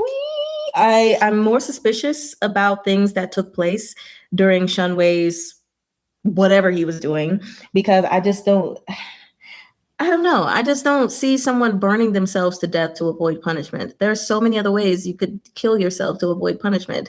So I don't know. We have you go with majority as always. You go with majority. One more. Eeny, meeny, miny, mo. I'm just waiting for y'all to cast your votes. Let me see. All right, one more chapter. So there we go. Only 9 more pages. I know I did it on purpose. I'm always trying to rhyme all the time. And now we're finna read chapter 5, which is entitled Frontline. Oh, I'm sorry. I'm so slow. Do not mind me. Chapter 5, Frontline. Medicine leaked from the corners of Shun Chuan's lips and soaked the front of his robe. The physician was so anxious he couldn't mop the sweat from his brow fast enough. If he can't swallow the medicine, he's not going to make it. Good Ting Ting, I love the name. Good Ting Ting watched Shun Zichuan with his hand on his scabbard. Is there nothing else you can do? The physician's hands trembled around the medicine bowl, the spoon clattering against the rim. He kowtowed, knocking his head against the ground. It can't be done. He won't make it. My lord should prepare a straw mat for his burial with all haste. Good Ting Ting frowned. Keep trying, he said, and turned to step out the door. Just outside, Ji Lei stood by. Good Ting Ting bowed. Your Excellency, the physician says he's a goner. Ji Lei crushed a peanut shell in his hands and blew the dust away. Has he breathed his last? Still hanging on, Good Ting Ting replied. Ji Lei folded his hands behind his back. Keep an eye on him. Make sure he signs the written confession before he croaks. Bruh, can we not? Good Ting Ting nodded and watched Ji Lei leave. He stood in the courtyard for a moment, then turned to a subordinate beside him. Call the footman over. A short while later, a hunched back footman, wrapped in coarse linen, pushed a cart into the courtyard. Night had fallen, and the imperial prison was under tight security. Good Ting Ting held the lantern up to scrutinize his face, then motioned for the man to follow him. The physician had left some time ago. A single oil lamp cast its glow over the room where Shun Zichuan lay on a cot, his face drained of color and his limbs cold as a corpse. Good Ting Ting stepped aside and said to the footman, Jishu, he's here. Shu means uncle, by the way. You can also use it to address unrelated older men. Slowly, the man stripped away the linen bundled around his head to reveal a face disfigured by fire.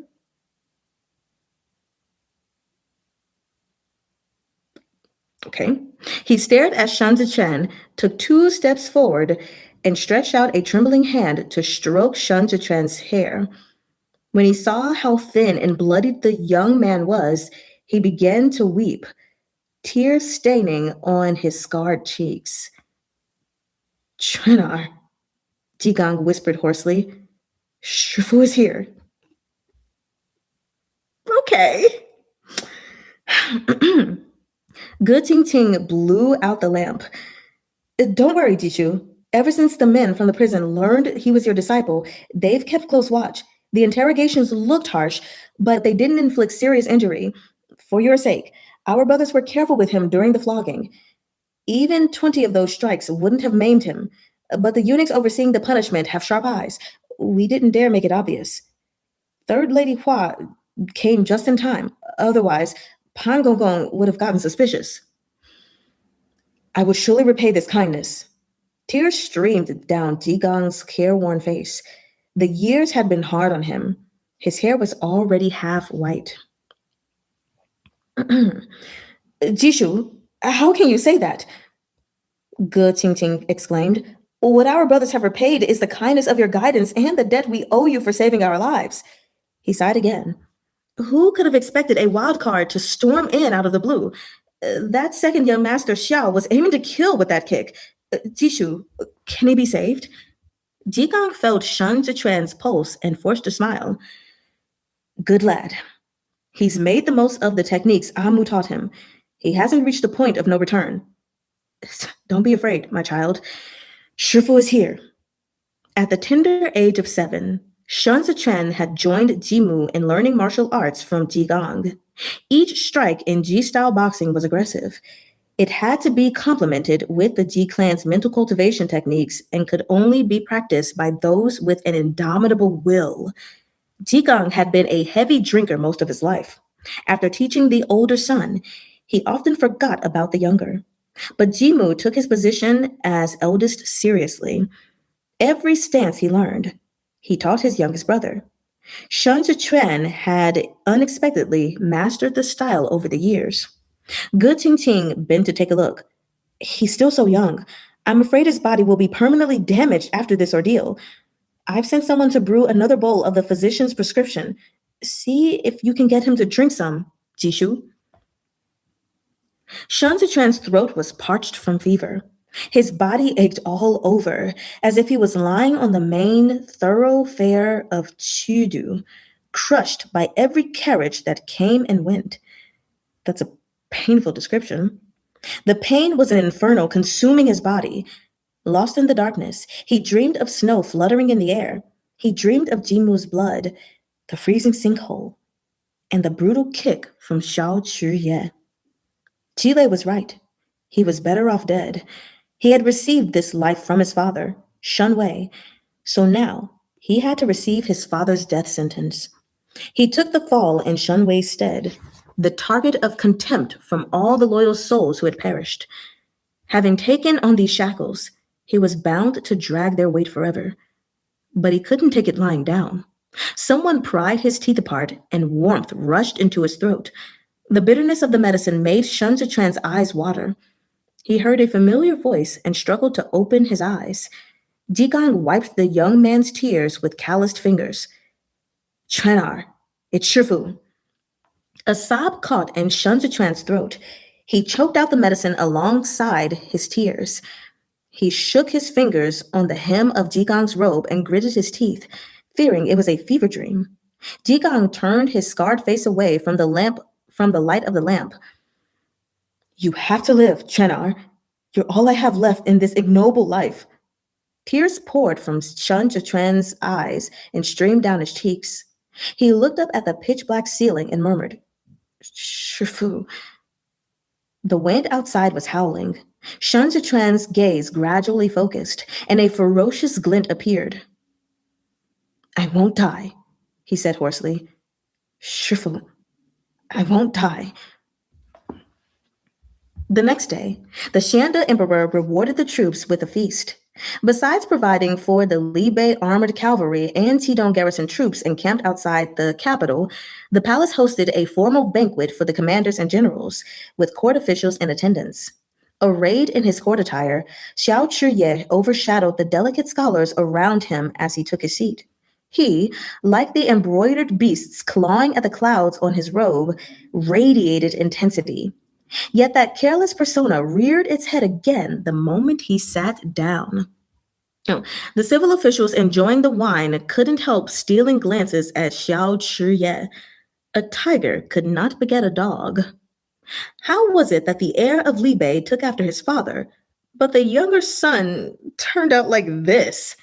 Sharing an unspoken understanding, these officials began to pick apart Xiao Chuye's every move.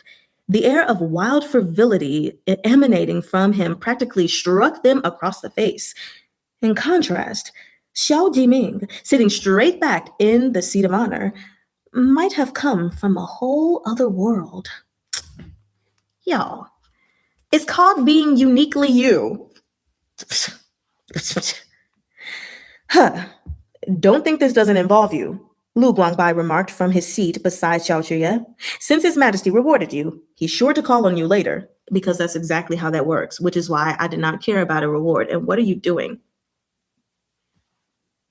You know what? Stay there. We ship Jiming. What?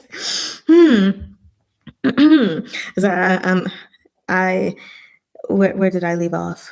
Okay, Xiao Chuye rotated some walnuts listlessly in his palm. Lu Guangbai turned to look at him. You went out drinking last night. Just making merry before this Hongmeng banquet. Xiao Chuye sank shapelessly into his seat. Now I'm ready. If anyone takes a swipe during the sword dance, I can enact a drunken rescue. Wouldn't that be great? Very well. Lu Guangbai poured himself another cup. But drinking is bad for your health. If you want to make your mark as a general, best give up this vice.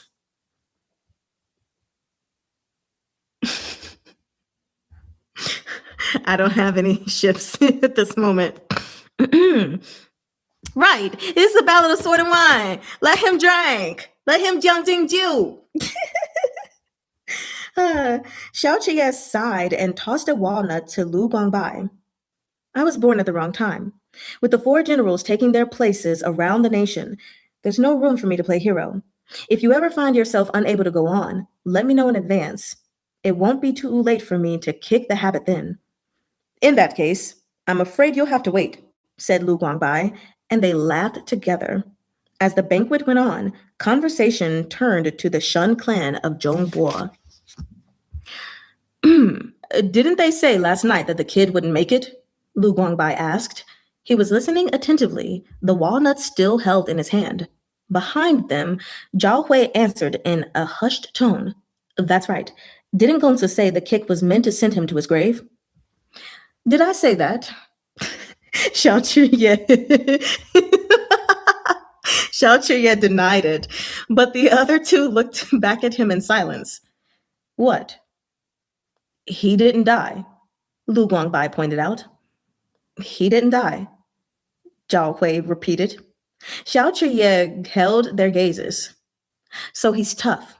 What does it have to do with me? Not like the king of hell is my old man. Let's see what His Majesty has in store for him. The boy really is a fighter. Lu Guangbai looked toward the front of the hall. Kneeling behind them, Zhao Hui ducked his head and applied himself to his meal. Someone must be helping him in secret, he said offhandedly. You would be correct. Even if he doesn't die, he's got to be broken beyond repair. Xiao Chuye glanced coldly at the Hua clan's tables nearby. The Empress Dowager is old. The most she can do now is devote herself to grooming a stray dog. Pfft, what a farce. Zhao Hui somberly stuffed a spare rib into his mouth.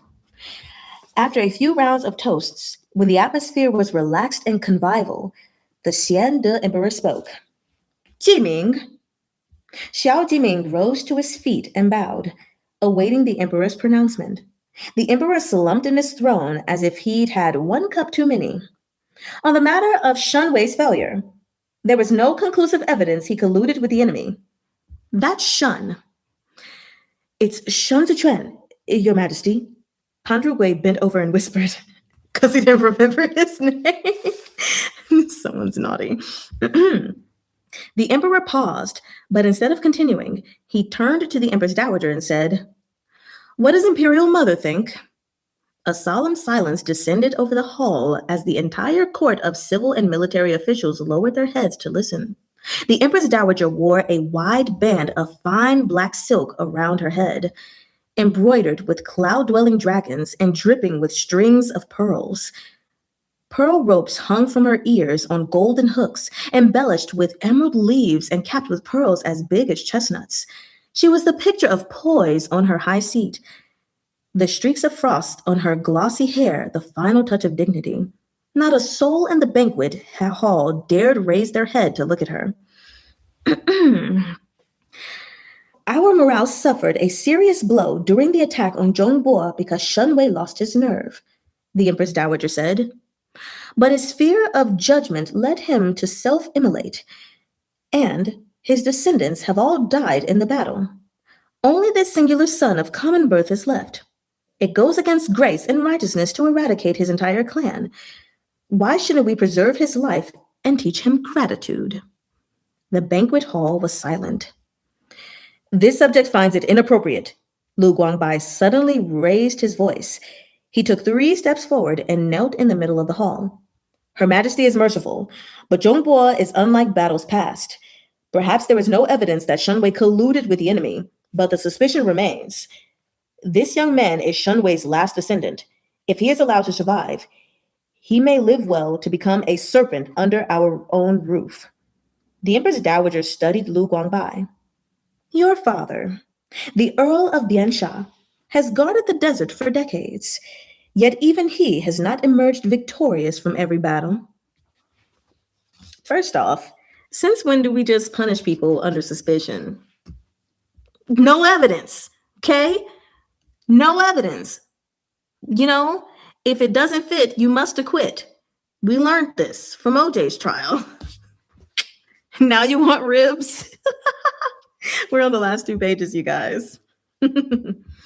My father is not invincible, Lu Guangbai replied. Nevertheless, in the decades of his command, no enemy has penetrated so deep past the borders of the Bianzhu Commandery. The pearls hanging from the Empress Dowager's ears swayed gently. It's precisely for this reason that we must teach the child etiquette and virtue, so he may understand the disastrous consequences of this war. How easy it is to kill a man. The Biansha horsemen trampled the fields of Zhongbo and slew tens of thousands of our people. We have yet to seek redress from them for the humiliation of our nation. What guilt could a cast-off child have? This subject finds it inappropriate as well.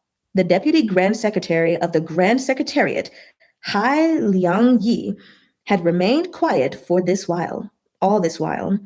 Now he braced himself on the table to stand, then knelt before the throne. Her Majesty is gracious and merciful, but this is no trivial matter. Even if Shen Wei did not conspire with the enemy, he still deserved a beheading after such a defeat. Moreover, this boy has been tried and interrogated thrice, and his statements are contradictory and illogical. He insists Shen Wei had no congress with the enemy, but as a son of common birth raised far from the manor, how would he know what Shen Wei did or did not do? The boy is cunning by nature and not to be trusted. Jackal. General Liu is right. If we keep the last remnant of the Shen clan alive, he will one day be a scourge under this very roof. The Empress Dowager was unruffled. Please rise, Secretariat Elder Hai. Pan Zhugui helped Hai Liang Yi to his feet, and the Empress Dowager continued. It is as my dear ministers have said. It seems that my views have been colored by my feelings. I leave the decision on this matter to His Majesty. Under the watchful eyes of the hall, the Xianda Emperor gave a sharp, feeble cough. He accepted the handkerchief Pan Zhugui passed him and covered his mouth. Only after a long silence did he speak. What Imperial Mother says is not without merit. The boy himself is innocent. However, the fact remains that Shen Wei's troops failed in their duty and abandoned their cities.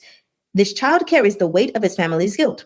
As the sole living member of his clan, we will give him a chance to redeem himself. Jile. Yes, Your Majesty. Confine the boy at the Temple of Guilt. Without our order, he is not to cross the threshold. Shao Chiye tossed the crushed pieces of walnut onto his plate. Is Gongza not eating that? Zhao Hui asked. Broken and wasted, Xiao Chiye said. Who would want it? You, later. Okay.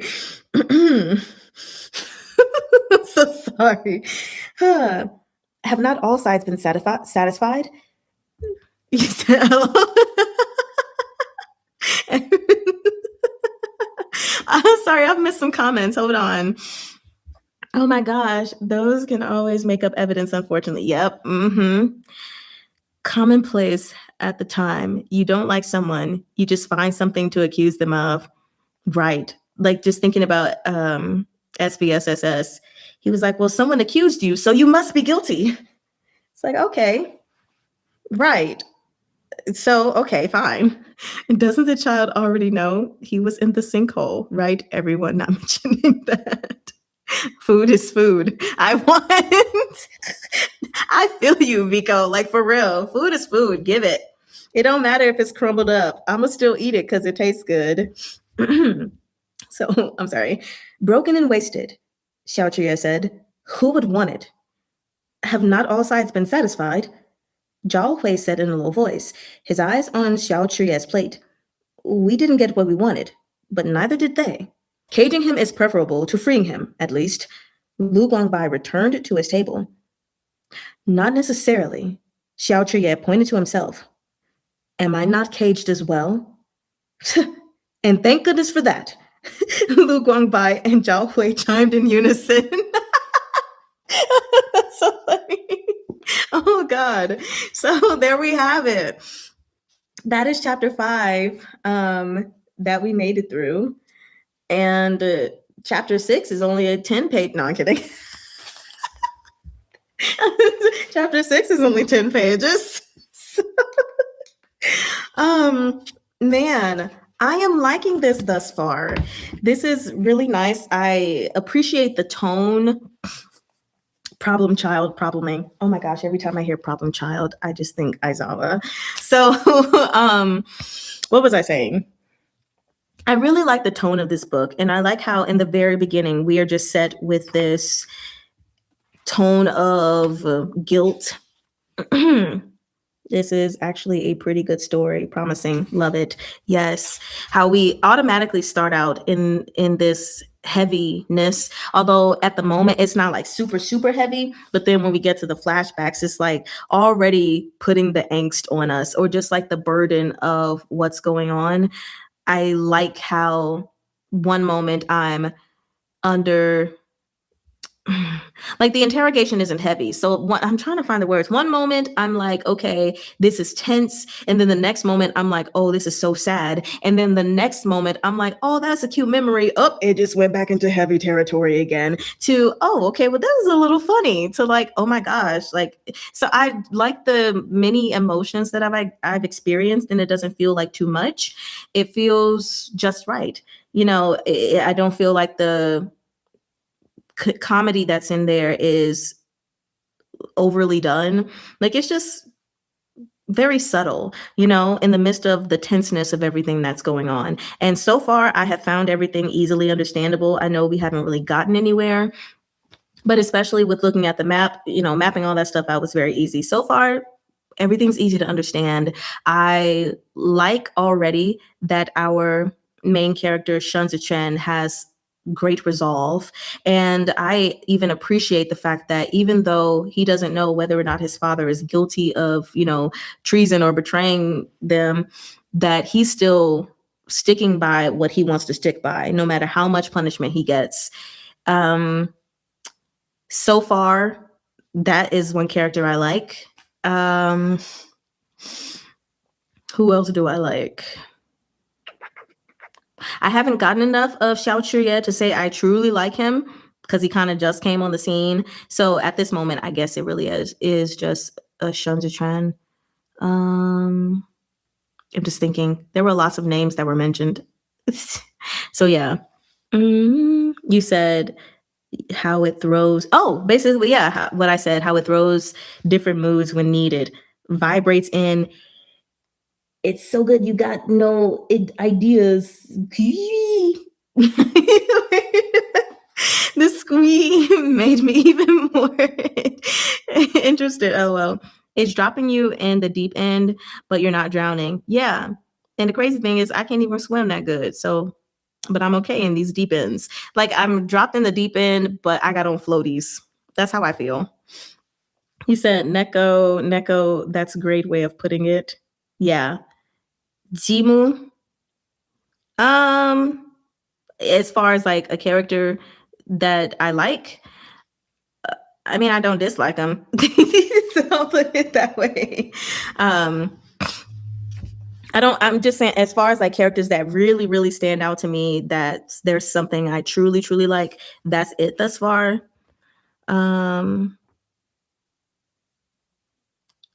Yeah.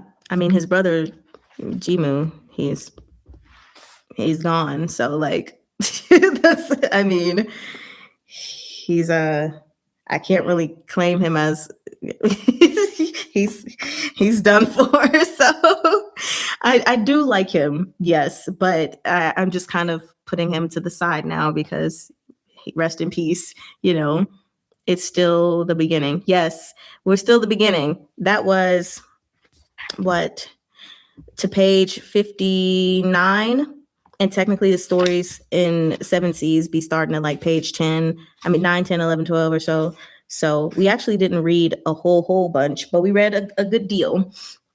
So yeah, I'm liking this, and I'm very excited to continue reading.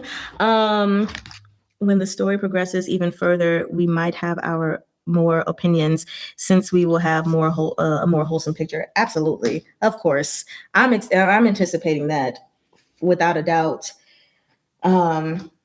This is just all I got for now. You want to see some some more of the Raptor birdie? You're hooked already. It is very well paced. Yes, yeah. Like, I feel like it's not moving too slow, because like sometimes you're reading something or even watching something, and it's just like they're providing you with information that you need, but it's so boring. I don't get that in this. My attention is kept whole time. We will know more of each character. Yeah, so there are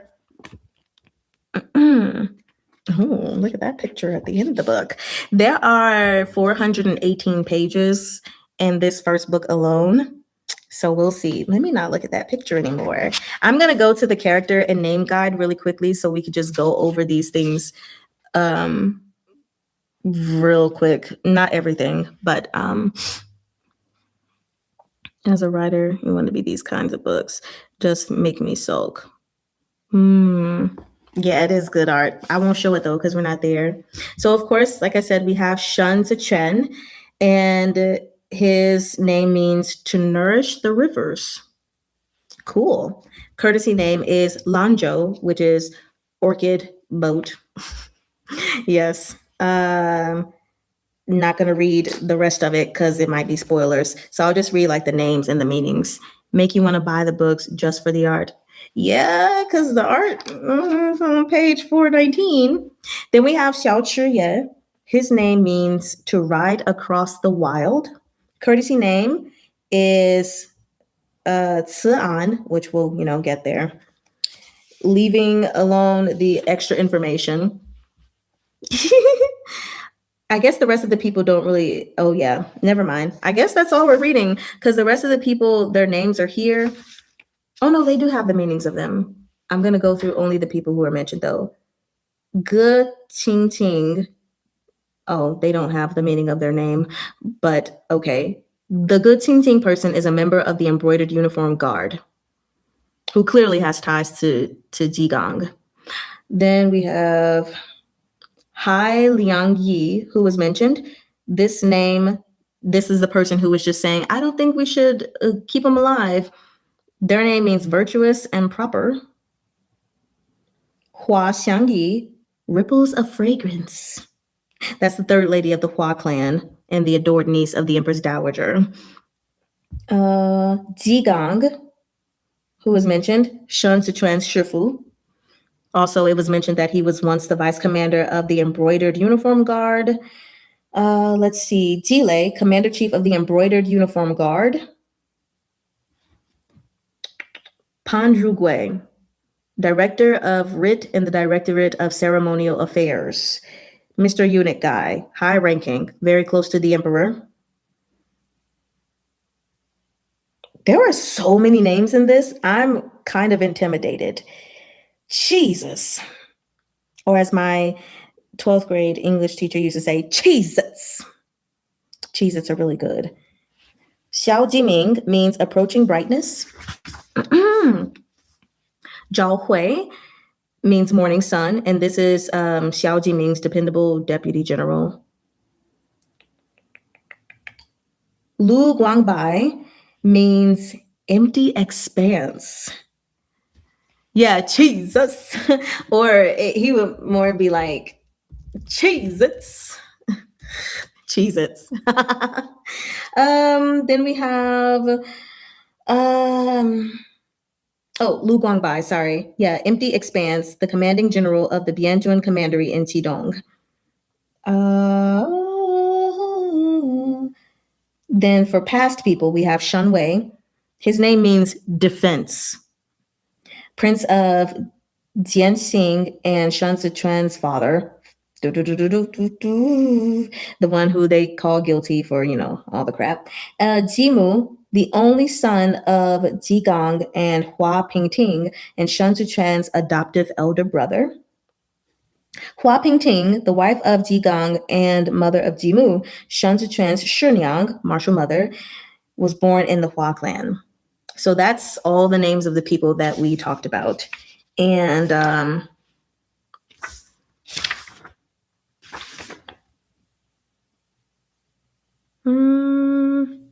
I guess I'll go ahead and I don't think this will be spoilery information. Hold on. Okay, so there are a lot of institutions that I just am going to read their little sections really quickly, and it just gives us information on what they do exactly, especially because I'm like, the Embroidered Uniform Guard, what kind of name is that? What do they do? So let's go ahead and just see the names of these institutions and what they do. So for the Embroidered Uniform Guard, they are sometimes referred to as the Scarlet Cavalry. They are elite bodyguards who report directly to the emperor. They are non-military secret police and investigative force. The Embroidered Uniform Guard is organized into the 12 offices, which include the carriage office, umbrella office, elephant training office, and horse training office, among others. They embroid uniforms. You felt like you fell upon the name of a drama. Yes. I'm like, oh my gosh. Have you seen that new C-drama, The Embroidered Uniform Guard? It's so good. What are they doing? Embroidering. The finest embroidery. So, the Xiu Chuan saber, a single-edged blade, is their signature weapon. Then moving on to the Imperial Army. Well, the Imperial Army is just the Imperial Army, but I guess I'll read it. It's the Imperial Army of Chudu, was once the Imperial Guard of the 8 cities and the impregnable fortress of the Imperial Palace in Chudu. However, with the rise of power of the 8 great battalions, their duties were reduced significantly, and the Imperial Army becomes a dumping ground for sons from old military households. They are one of the 2 major military powers in Chudu. That would be crazy and funny.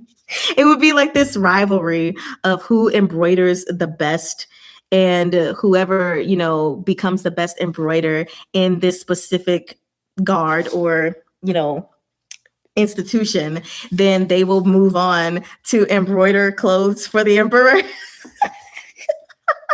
And it's just like this really big rivalry between a bunch of people, ladies probably, embroidering things. And they're like scheming and plotting against each other. And there's this one mean embroidery girl. It was just like, she's not that talented. And she picks on the one who is greatly talented, but often gets her in trouble. And then tries to get her kicked out of the embroidery. And maybe she succeeds in getting the talented girl kicked out of the embroidery institution. But then she gets, maybe she gets beaten really badly and she gets found by, I don't know, some guy who's going to be the knight in shining armor or something, or connected to the palace in some kind of way. Maybe it's going to be like the prince. It's going to be the prince. of the emperor, and he's gonna come across her basically, and then she's gonna somehow be brought into the palace because he's gonna fall for her. Meanwhile, the girl that was jealous, maybe she was supposed to be like, I don't know, betrothed to this prince. Who knows? Let me stop. I'm not good at making up stories, but this is exactly what's going to happen. You said you would watch telenovela material, embroidery shows to let emperor choose who will make the best designs. Precisely. Poor talented girls win because her blood of hard work. Empress is the CEO. The funniest part is I would totally watch it. Me too. Actually, it sounds pretty good. Thank you. 谢谢你. But yeah, so maybe the girl who isn't that talented, but she has like really, really high status. And so after finding out that the prince is like really into the poor but very talented young girl, then she's just going to do everything she can to try to make her life as difficult as possible. You know how the C dramas be going. It's going to be so awful. But anyway, then maybe later on, we're going to discover that this poor common birth background seemingly girl is actually not so common birth after all. Secret identity of some kind. Maybe, maybe we don't know who her father is, like in the beginning, and then we find out the status of her father. She finds out who her father is, and turns out he's got a very high position. This would be a great show. Harem politics meet actual hand labor. Mari-chan points to Google Docs. Who's taking notes? Yeah, I need someone to take notes because I might have the idea, but I'm not going to do the writing. Because I don't think I could do that very well. Look at this fan my bonus mom gave me. It was so cute. Oh my gosh. But yeah, someone write this story and get it over to China so that we can watch it. Okay. Right, so pretty. But yeah, I would totally watch that. I totally got sidetracked too because we were talking about the Imperial Guard. I'm supposed to be reading these, the rest of these Hubba Bubba's institutions. Thank you. So then we have the 8 great battalions. Yes, that was mentioned. So I'll go ahead and read that. If it wasn't mentioned, I won't read it. But you said not to mention embroidery can be code for shenanigans and plots. I have a few fans myself. I got a really fancy one I adore. So the 8 great battalions, led by a member of the 8 great clans.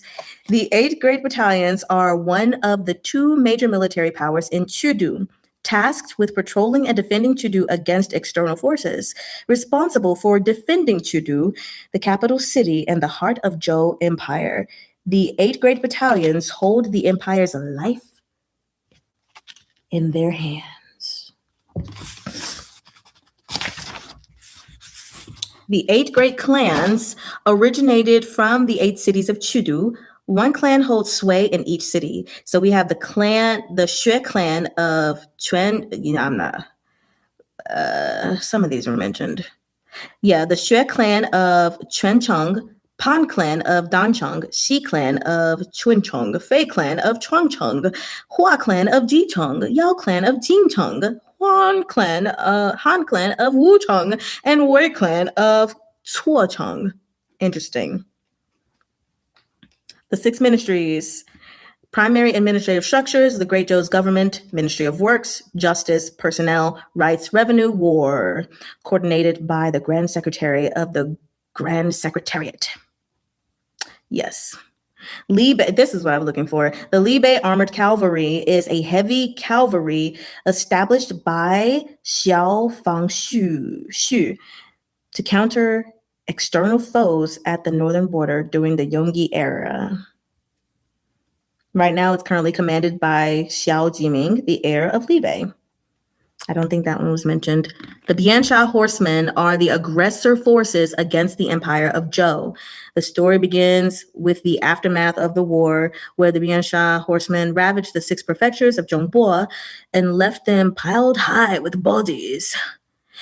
Also referenced in derogatory forms of the Biansha Baldies. There we have it. So what I have on the schedule is for next Saturday. That is January the 10th, same time, 11 a.m. I'm thinking I want to start making live sessions that are happening on Saturdays and Sundays, 11 a.m. That seems to be a better time for a lot of people, like just that extra hour later, So, I mean, for some people, it's not. It can't work for everyone. But anyway, I'm thinking about going ahead and sticking with 11. 11 sounds really, really good. So next Saturday, I would like to go ahead and do another live reading session.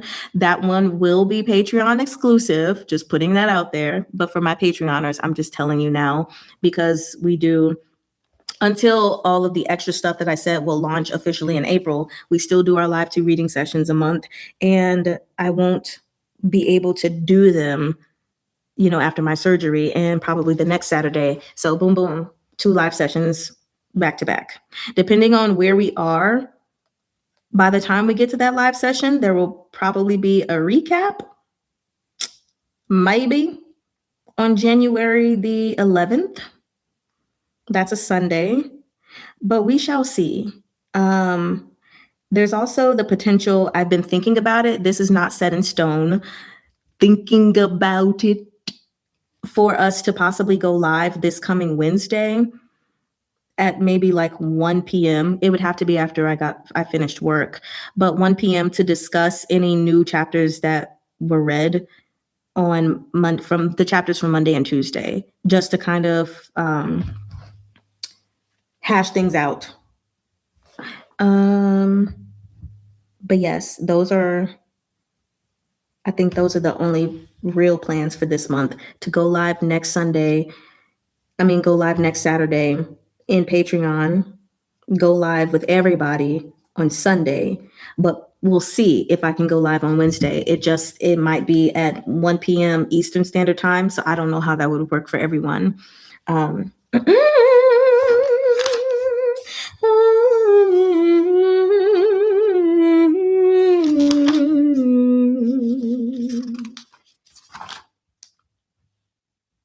What do I have?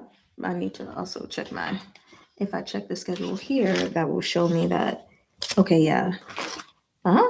Good. This is a thorough thing. The other thing I wanted to mention to you guys, before I forget, Chinese New Year. Chinese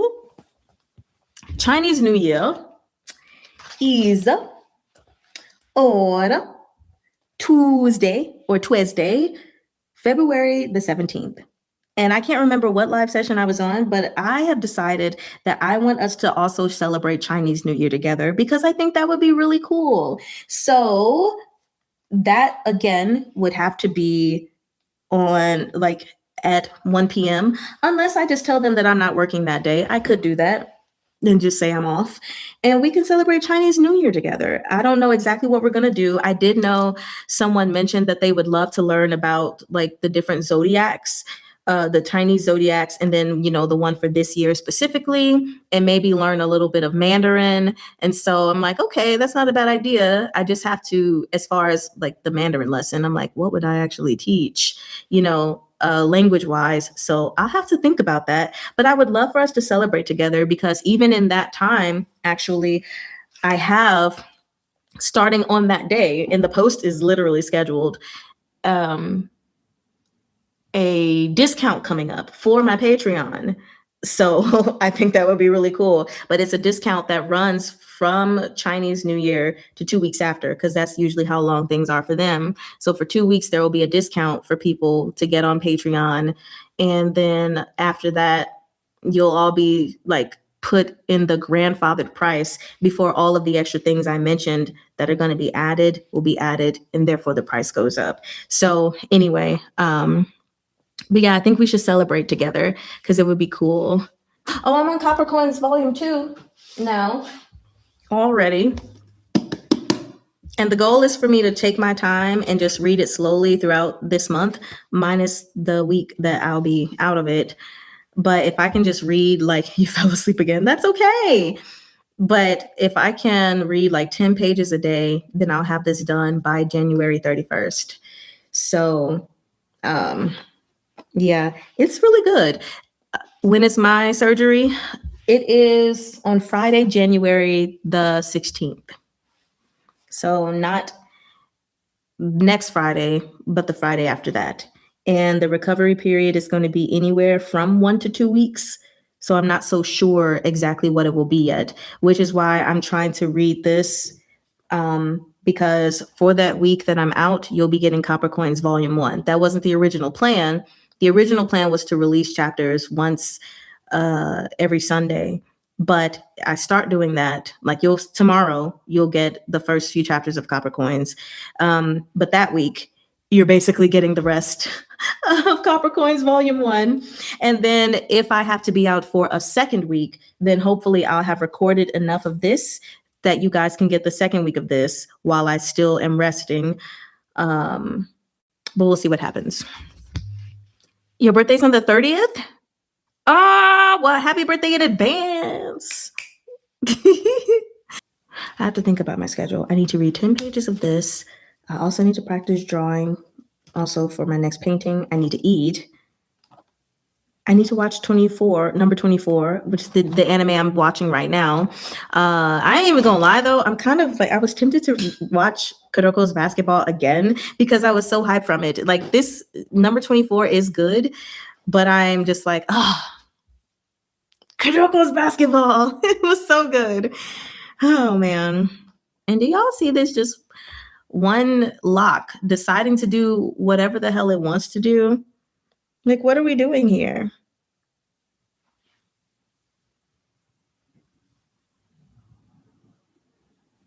There we go. A naughty lock. LMAO.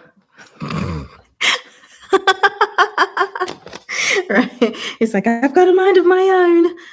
I'm an independent lock. You know, it says strong, independent black woman. I'm a strong, independent green lock. Just wants to have fun too. You're gonna immortalize. Oh God, is it gonna be in my in the art? It's just hold on. Let me put it here for you so that you can get all angles of it. Okay. You guys are gonna see this just one lock randomly across my new art that's coming soon. Hold on. And just play with it a little bit too. All right, there we go. Defying gravity, holding space.